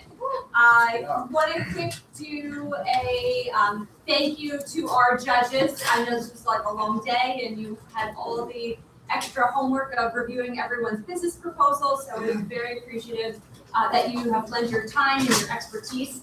I would also want to thank the Science community for supporting this venture for the past 12 years. All this UImagine Center scholars, this is all of your work. And I am just the person who came in at the end to be your new director. So I want to thank you guys personally. But all of you as participants, I hope that you don't think that this is the end of your entrepreneurial journey. I hope you don't think this is the end of your projects. So regardless of whether you win a prize today or not, this is just one step in the process. And if we haven't seen that from just each other's presentations and seeing people who come back from past years and evolve their projects to even hearing from our keynote speaker today, it is important to know that this is just one step on your journey as a problem solver and a change maker. So at this time, I'd like the judges to come up so they can present the award to our winners.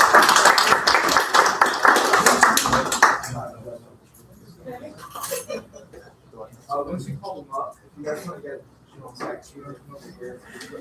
Take photos.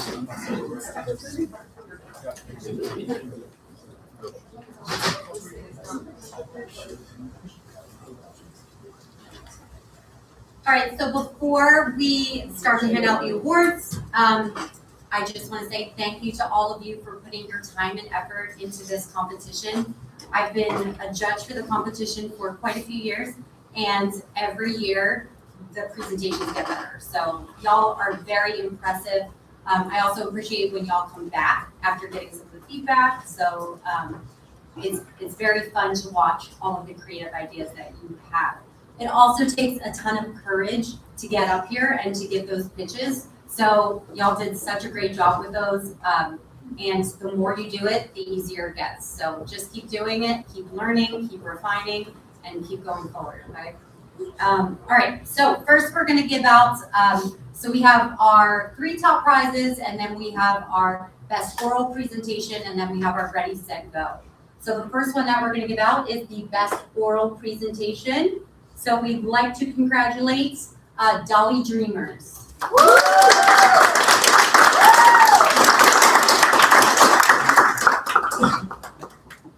Great job, ladies. Here's your giant chip. Take yourself right over there. Get your photograph.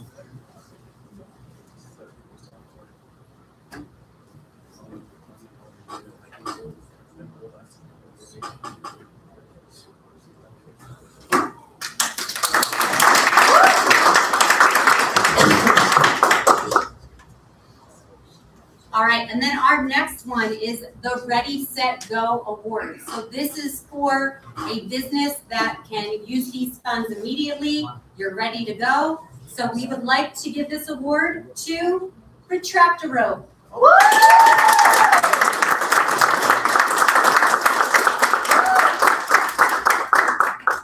Congratulations. You did an excellent job.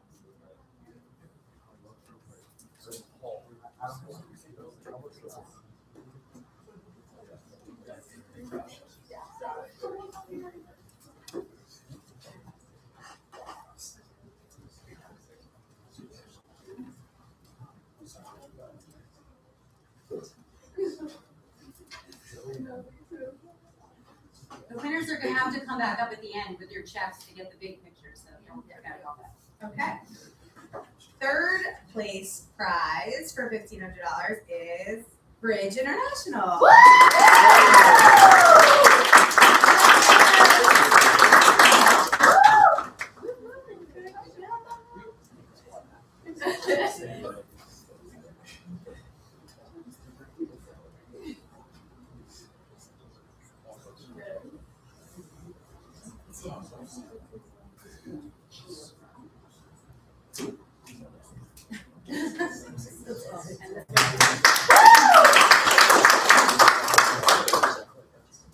And second prize of the $2,500 goes to Honeymoon. Congratulations. Great job. Great job. Congrats.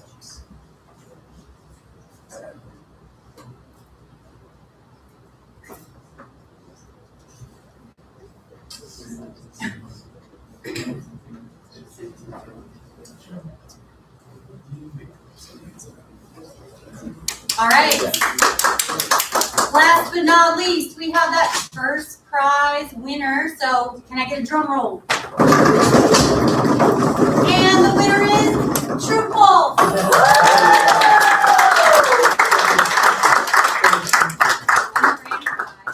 Great work, guys. Congratulations.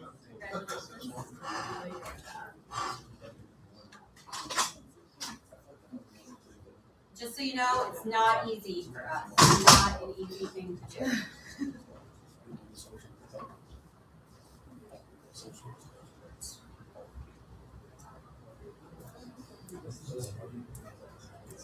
All right, big round of applause to all. Come up together in a group shot, and then everybody. We have all the participants. Well, winners first, and then all the participants. We have the ball and shot, please. Can we try that? Yeah. With the backdrop. We can have people get you to finish. I mean, honestly, if I had secret ingredients,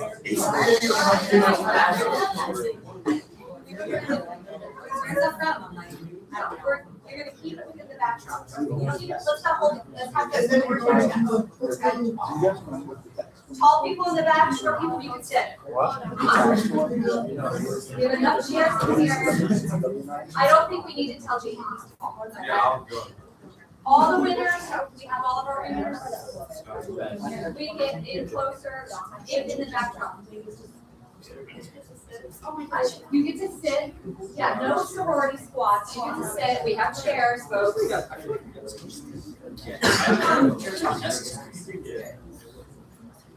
Max, I'm gonna ask you to sit in the front, so we have 3 and 4. Okay? They can do it, it's feasible. Keep moving over to your right, there you go, get closer. Tell them when they're better on the Fine, there you You go. can just grab all that. They're all tied. That's fine, they can have it.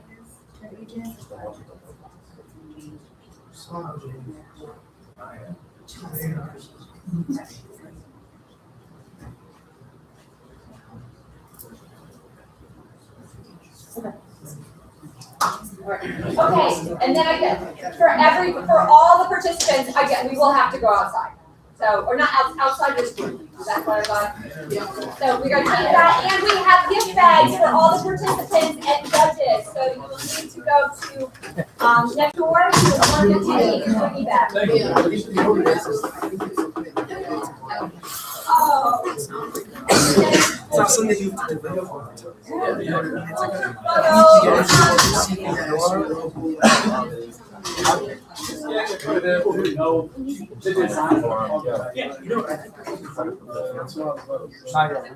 We'll do it after. Hey, Chris, can you get us?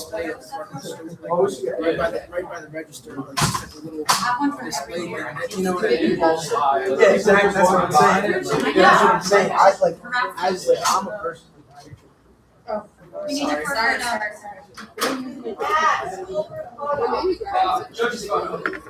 Sorry, go quick. Thank you. Thanks.